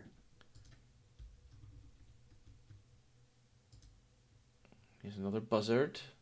Look at the white chest on this buzzard. Look at it. The stomach's all white. It's just amazing with a range of coloration and patterning. Blew it out on the ice. Ice skating. Have we got both hooded and carrion? We have both, Birder Chris. We have both. The carrion crow because of the white-tailed eagle picture from Pookie earlier on in the week.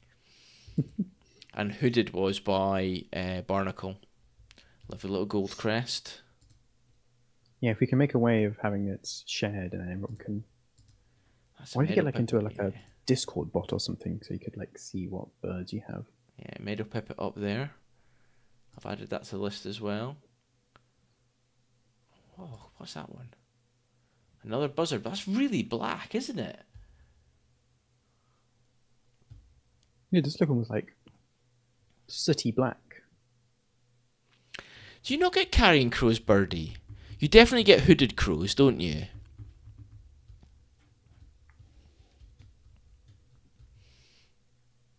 Because hooded crows, you normally only see them in the northwest of Scotland.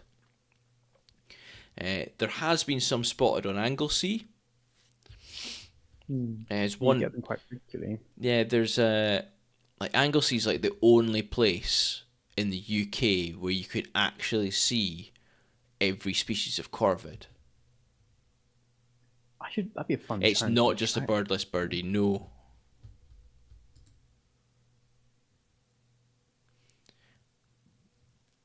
Middle spotted woodpecker again. That's just back to the. Okay, some more from barnacles. We've got a cockle. This is a great thing. This is a great image. So round. Well, that's So good. That's good, birdie, because I have an insect list to fill in too. that's gonna be a big column within the next few months. Yeah, it will be. When It's we gonna start finding all the grow. bees and the butterflies and the The moths. moths, yes. We've still got that caterpillar we need to identify so that we True. can get that on the list too. My little tiny caterpillar. Yeah, I'm gonna bring up the list for myself just to make sure we've got all this stuff on here. So we had a cockle periwinkle. This is a flat periwinkle. Mm-hmm.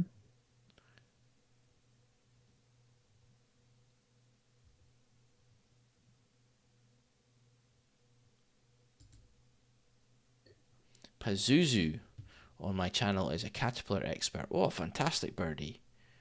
Ooh. Should invite him to the Discord. Yeah. What's this one? Is this a snake locks anemone? Yes. Yeah, that's a snake like. And then Yeah, the geometrids are quite difficult to ID. Yeah, I'm not very great with caterpillars, so I put it on the Discord. Hopefully, someone else could be able to review it. and this one should be a plumose anemone. No.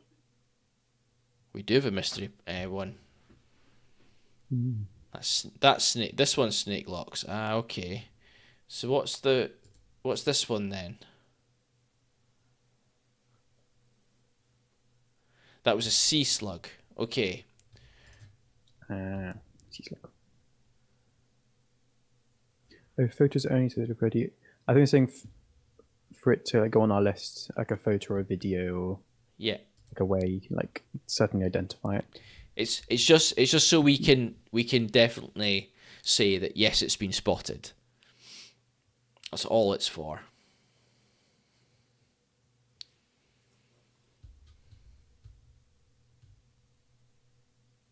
So I haven't put the sea slug on yet. This is another sea slug, isn't it? Is that another sea slug? I think so. Yeah. So I haven't written down the sea slugs yet. Hmm. So is the last one, yeah. So do we have a specific type of sea slug that it is? Or is it just going to go down as sea slug? I think is that the one that Okinia nodosa. And then the last one is from Nathan Oncodoris by Lamellata. Okay, so let's Yes. just you can see you can Nodosa. see the list in the background at the moment. We think got the oyster. Formerly Goniodoris Oh, nodosa. a leucistic robin here. Look at this one.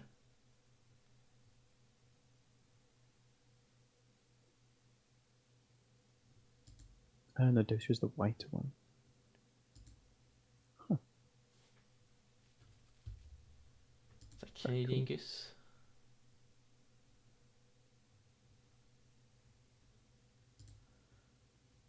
Another hawfinch. Then a red squirrel, which I've added on today.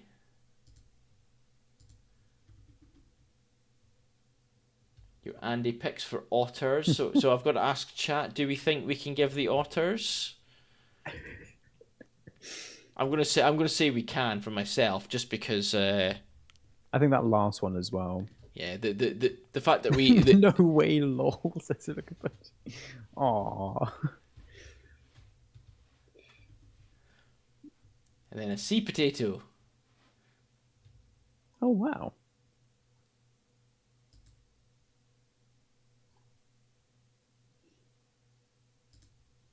That's great. Lovely kestrel. Very good pictures of the Kestrel. Especially for hasty pics of the Kestrel. Very nice. They were squeaking and everything, says Barkle.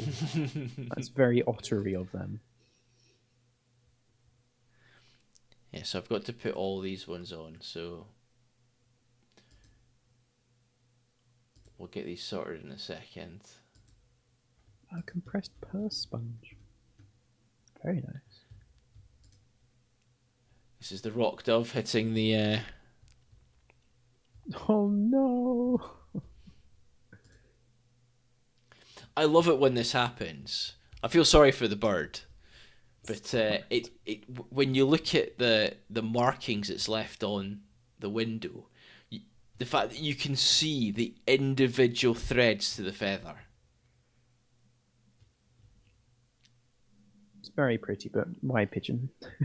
Yeah, you're right, Birdie. They're just amazing. I just love the picture of it scuttling away, like it's just embarrassed. It's like, don't look at Yeah. me. Don't look at me. I'm just gonna hide in the bush.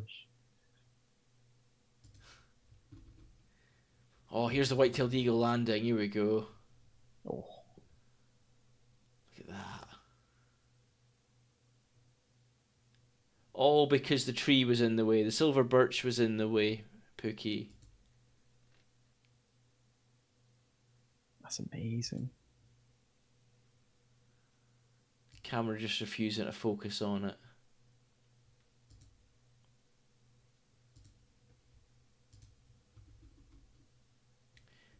And So cool. got so many more. Yeah, that's the image we were looking at earlier.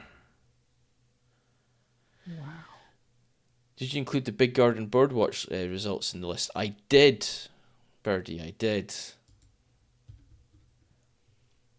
Oh, that sandlance is just amazing, the colours. There's more. There's more. So I've got quite a lot to add to the list, so we'll do that in a second. Wow, the first one's Oval Venus. Definitely new, as was also the first on INAT, the UK. Wow. That's very cool. I gotta say, it's really funny sometimes trying to like ID things and seeing like the INAT come up and like, oh, this is cool. There's like only a few records. Who's this by? Oh, it's by Nathan. Just seeing you pop up like so many times on INAT is really funny. Right, let's get ourselves back on. Oh, look at Birdie, and the competitive nature of me is demanding I ask, are you tracking who's seen the most for the list? Oh no. We were talking about that earlier, Birdie, and I said I'll do that next year if we do this again, which I'd like to.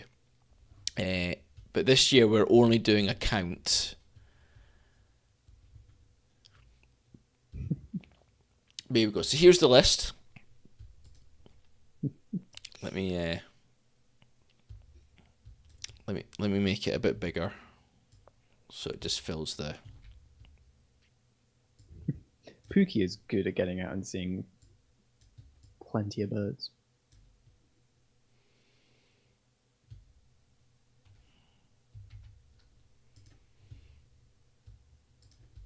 I don't know what I've just done that one. Mm-hmm. No. Yeah, we've got to work a way to try and get it like shareable and editable.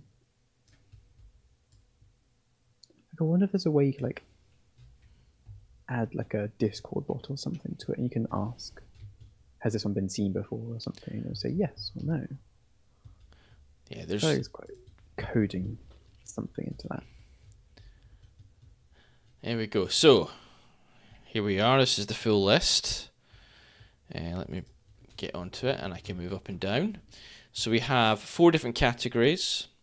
We have bird species, mammal species, sea life species, and insect. I should really say species because then that means that they all say the same. There we go. Cool. So far, before I go through everything we've just been looking through, the last few things, we have 92 different bird species. We only have 6 mammals, but we can add otter. Yeah. That puts it up to Been 7. approved. It has been approved. Sea life species, we are up to 61. We're about to add quite a few. And then insect species, we're at 5.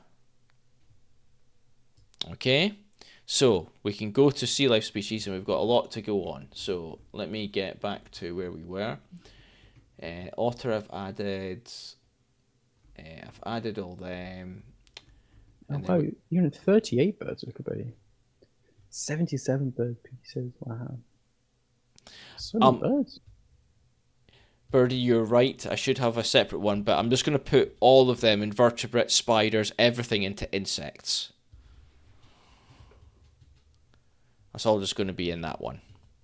The creepy crawly section. Let's call it creepy crawlies. We're very scientific here. Creepy crawly. Controversial, says Barnacle. Yes. Well, I got some IDs too. The scale worm from the other day was Harmopho extenuata. And the Euphrosine was Euphrosine foliosa. Okay, go. I'm going for the... Oh, offensive to the crawlies. We can call them Happy Crawly. No, Amazing Crawly. Stupendous Crawly species. So the scale worm... Oh, God. The... Cute Crawlies, I like that. Which scale worm? That one. Right, so I've got cockle, periwinkle, fat periwinkle,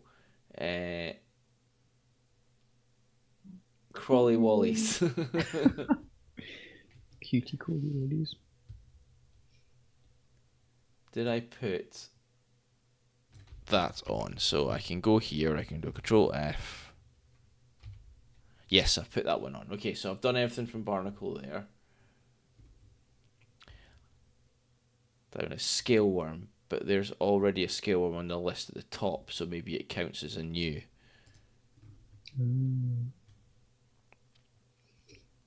Yeah, oh, so yeah, you can.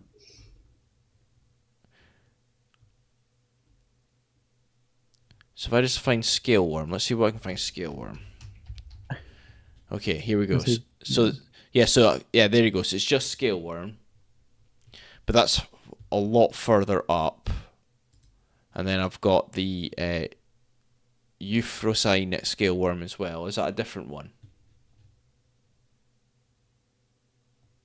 There's too many scale worms. I say Birdicris. One thing I forgot to mention because I didn't get a picture of it that I saw today was what I think was a chiffchaff in a tree and was flitting around and couldn't get a picture or anything or a proper look. So I asked, and then Nathan's saying we've seen chiffchaffs around, and although it is a little early, there's been reports of them being seen. And then Birdicris saying some chiffies overwinter these days. So it's a moot point if it is the same ones, or if British ones move south to be replaced by ones from the further north. So that was cool. So I was talking to someone else, my friend I met there by chance, and he said he'd seen chiffchaff there earlier in the winter. So it was probably the same one I saw, which was an overwintering chiffchaff. I saw my first one a couple of weeks ago at Attenborough. Cool. Because I don't think I've ever seen one so early before spring, like prior to March. Very cool. So that G planata is actually this. Okay, so that'll be this one here.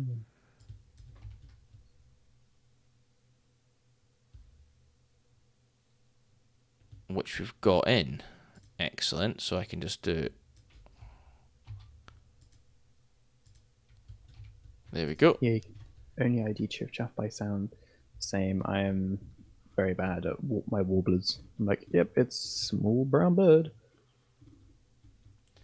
Right, so the sea potato. I'm just going to put in a sea potato.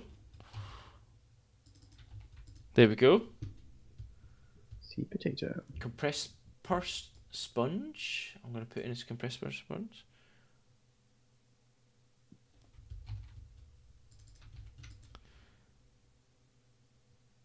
I'd love to find a sea potato. Just realizing time is flying by. Shall we move on to news before time gets too late? Well, I try to. See, it's good having everybody in the chat while I do this. You see. Yeah. Because I can make sure I get this right. Oh, same with gulls. They all sound the same. I am bad at my gulls. I can do like the main. Was it 5? Like do like herring, greater black, lesser black. Oh, I haven't put feral pigeon on. Do kitty wings. Oh yeah. Or rock dove. The window splatter. I'm sure I had. You put like feral pigeon maybe? No, I've checked for feral and that's not on there. There's no feral. Gulls and flight's bad. Gulls sitting not as bad. That's true. It is easier when they're not moving. Oh, you posted Chef Challenge on 26th of January. Nice one, Pookie. There we go. Okay, so let's see what our count is now. I'm pretty sure I've put them all on. No, Oval Venus, sorry, I've still got these to do. No. Oval Venus, green sea urchin. It's too much data management. Thick-lipped dog whelk. I don't recognise that one. I think thick-lipped dog whelp sounds like a insult to someone. You do not envy the list making. No, I've got to do this once a week. It will really help, folks, if you can actually get like the names and stuff as accurate as possible. Data entry is a job. It is a job. There we go. Cool. List making is the best part of birding. Okay, so let me see where we are. We are 95 for that one.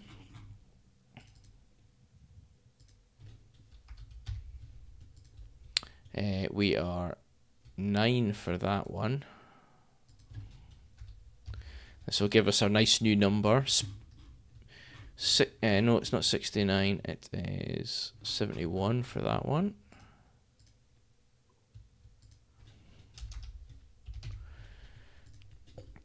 And insects hasn't changed. We're on 174 species. Woo! There is the list. 34-ish? 35 from last week. That's very impressive. It was 120 last week. Wow. We should upgrade our one that's on the stream. So everyone who knows who comes in. There we go. And then I can put this to... It was 174, wasn't it?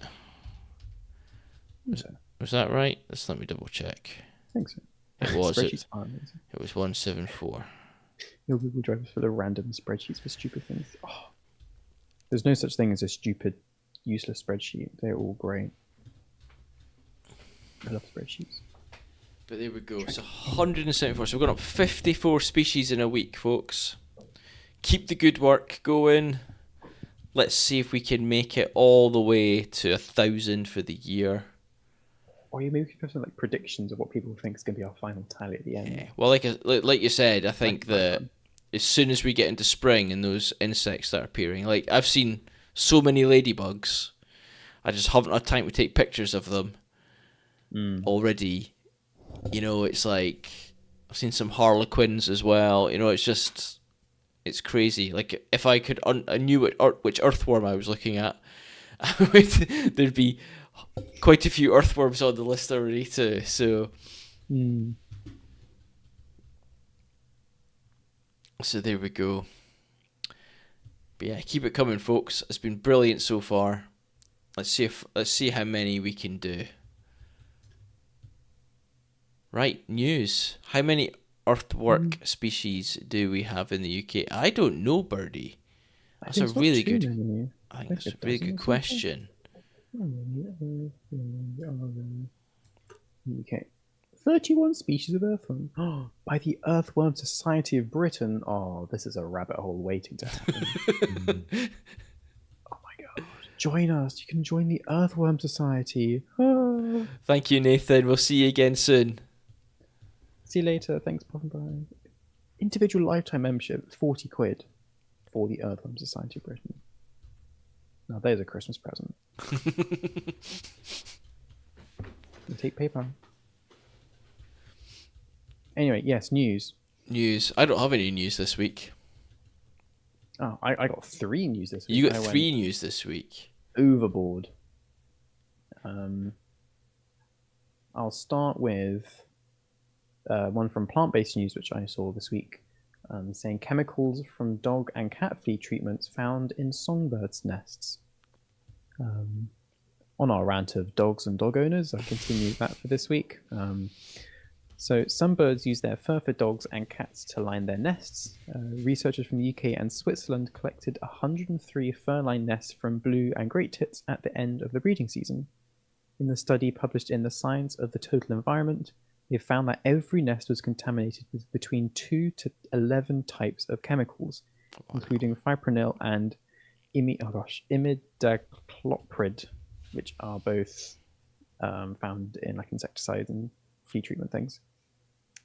Fipronil is banned for agricultural use in Europe and the UK, and imidacloprid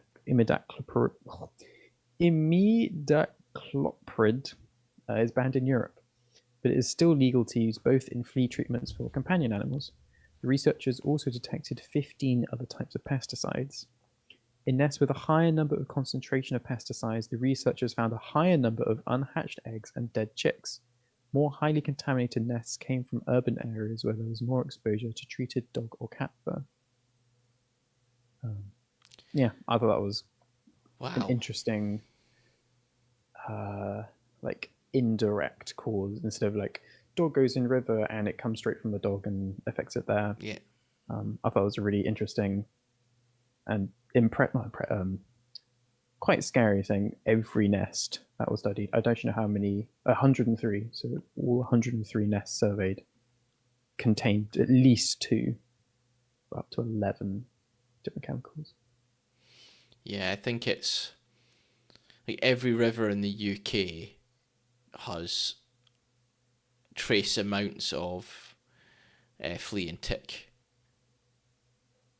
repellents in them, apparently. Some to the degree that actually it's damaging the ecosystem in that area. Like it's just killing invertebrates in Yeah, the. there was a really good like phrase, and I cannot find it for it. It's like one dog, which has like this one treatment, could go into like a certain volume of water, and it's like way bigger than you think, and Yeah. it could kill every like organism in there. It's just so potent. And it's even worse when you consider that you get the subscriptions to that treatment, Mm. and that subscription sends the treatment to you every month, and you apply it Yeah. to your dog, wanting to protect your dog, which is fine from these things, but you apply it to your dog every single month, even when you take into the fact that fleas and ticks aren't around basically from November all the way through to Yeah. March, but you're still applying it. Mm. Yeah, you've heard of human medication landing in bodies of water too. I think can affect hormones in fishes, as well as if I remember rightly. Yeah, I think I remember that as well. Yeah, Like the number of it escapes you through hormone. your urine. Yes, that's the one. and then through the sewage, which isn't treated Yeah. properly. So Yeah. So that was one interesting article that I saw. My second one, I feel like I'm going up in like the levels of interestingness that I came across this week. Second, this is a great one from this was by BBC, Discover Wildlife, saying there's a curious animal in the dark rivers of Brazil that pees on its own head. Scientists are trying to figure out why. So botos, also known as Amazon river dolphins, have been observed flipping themselves belly up and peeing into the air, a behavior dubbed as aerial urination. Many animals use urine as a signal. We are probably most familiar with this with dogs yet again, with scent marking their local surroundings to give information to other dogs. The sort of information urine contains differs by species, but it can tell others about a range of personal qualities such as their physical health, social dominance, and reproductive availability. While urine is best known as a common way to share information in terrestrial mammals, whether it serves the same function in marine mammals, it isn't very well known. A recent study of botos, also known as Amazon river dolphins or pink river dolphins, offers clues that urine may indeed be an important method of information sharing in this marine mammal species. While watching the botos, researchers noticed something curious. Sometimes male dolphins would roll onto their backs so that they were belly up and urinate.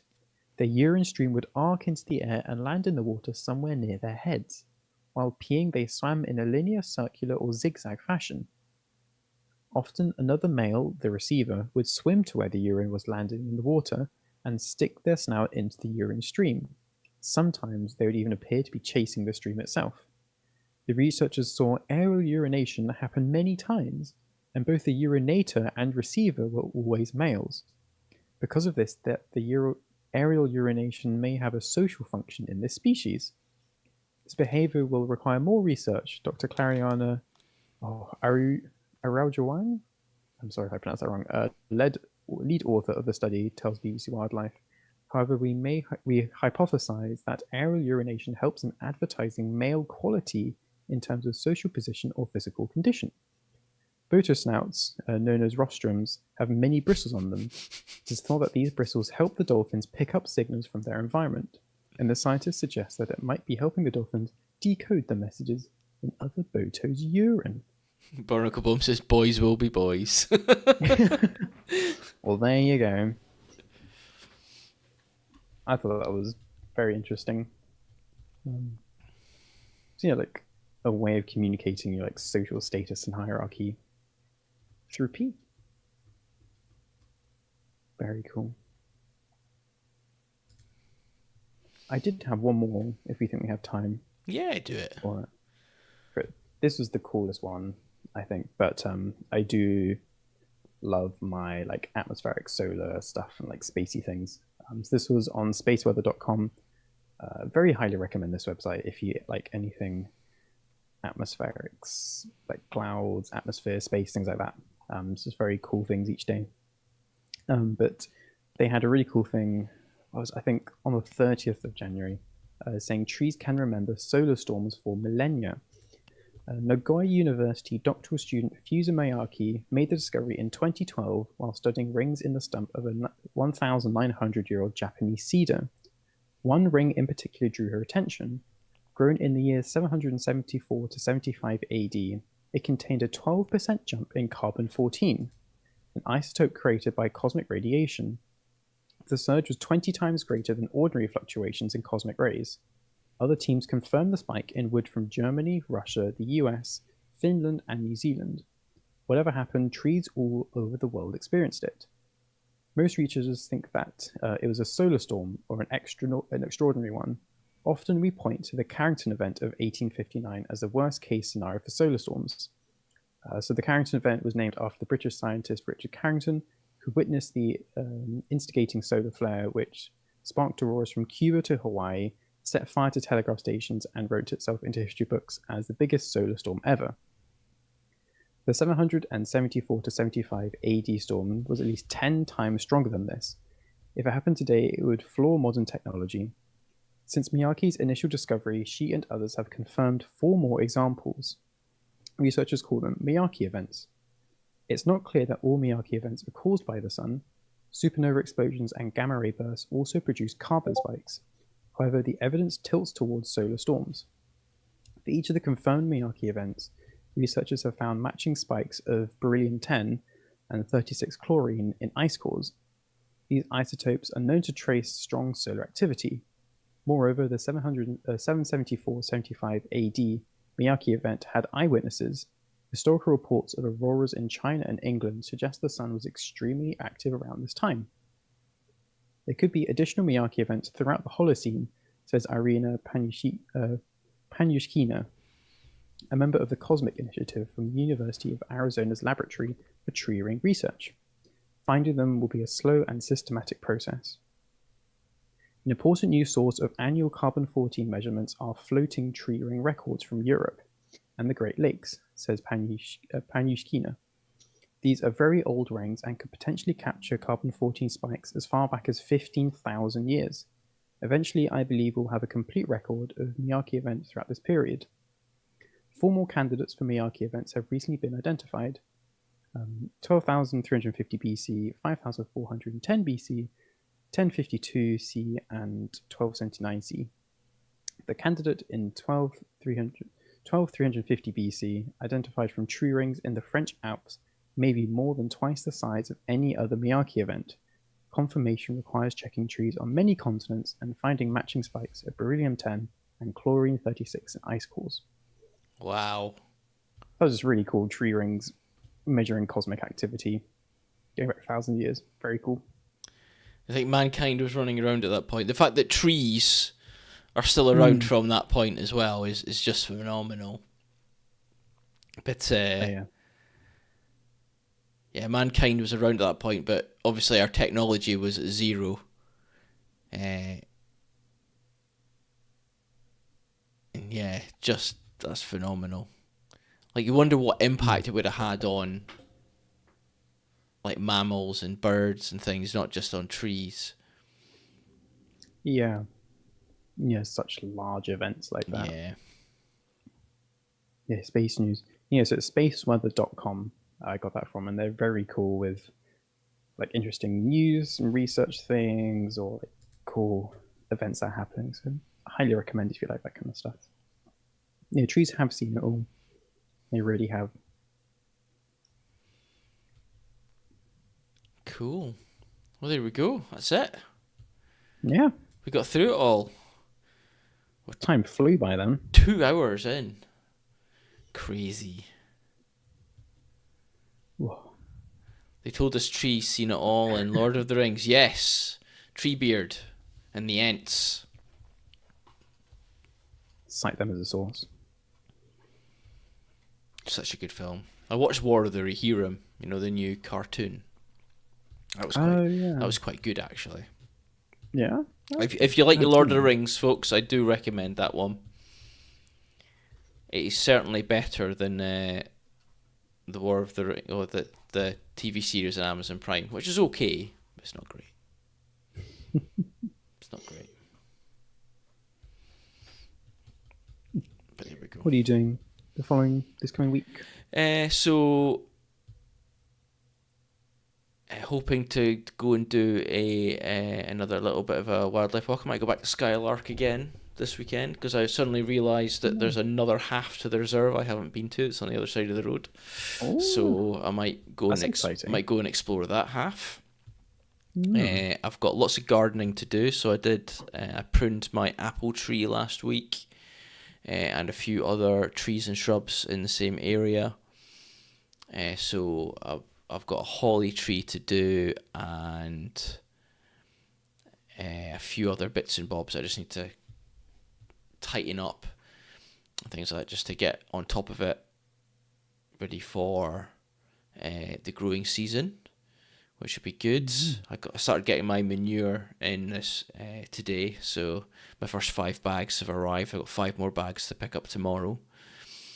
And that'll be my manure for my allotment area. And then, yeah, that's it really. What about you?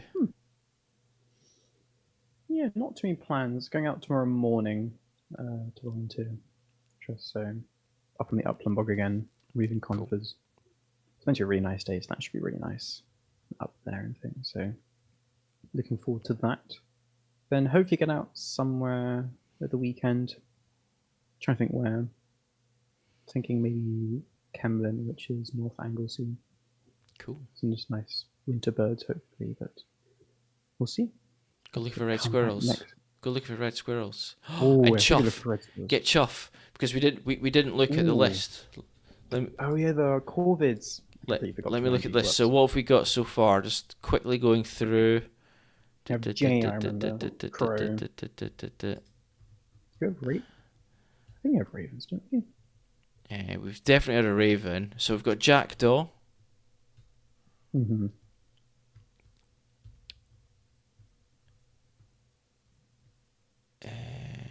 raven, hooded crow, Mm-hmm.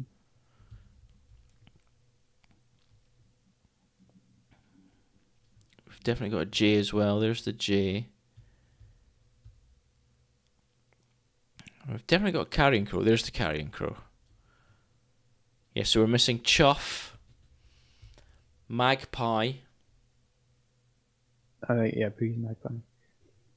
rook as Rook. well. Pookie, you're right. Yeah, rook. In fact, Magpie's going to come in like in 20 minutes on the Discord. Yeah, Just look up the window somewhere. I'm going to wait to see magpie.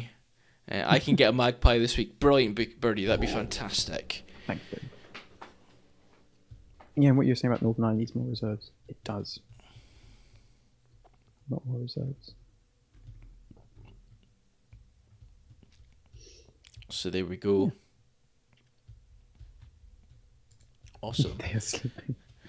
So regarding streams of the next couple of streams, so Friday, Nick will be back playing more Planet Crafter. I will. I I'll won't. try not to progress too far. Oh no, you go as far as you need to go. I look forward to the surprise when I come back on in a couple of weeks. I won't be there on Friday, so we'll just have Nick. So you get to see his view instead of mine, which would be quite good. And then we'll be back next Wednesday with another wildlife stream. We're hoping that Thistle will put down any images of wildlife that she's seen on Discord so that we can get a bunch of birds and things from India, which would be amazing to add to our species list. So that'd be quite cool. And yeah, that'll be it. So Friday at 7:30 GMT, and then next Wednesday, same bat time, same bat channel. Bats would be cool as well. We don't have any bats yet. Pictures of bats are going to be impressive. Pictures of bats are Put me a creepy. video. and then knowing which species of bat it is. Yeah. Then you've got a picture of the bat and then like a sonogram or something in the foreground to record it. There we go. Cool. Right, folks. I think we're going to go and raid California Burbs. Oh, lovely. Backyard Burbs and good friends. California Burbs. Happy. Oh, lovely. Some lovely stuff there. Mm. You're very welcome, Barnacle. Thank you so much. We will see you all again on Friday, hopefully. See you next week, Birdie. Thank you so much. You all have a great weekend. John. See you all later. Bye, everyone. Bye.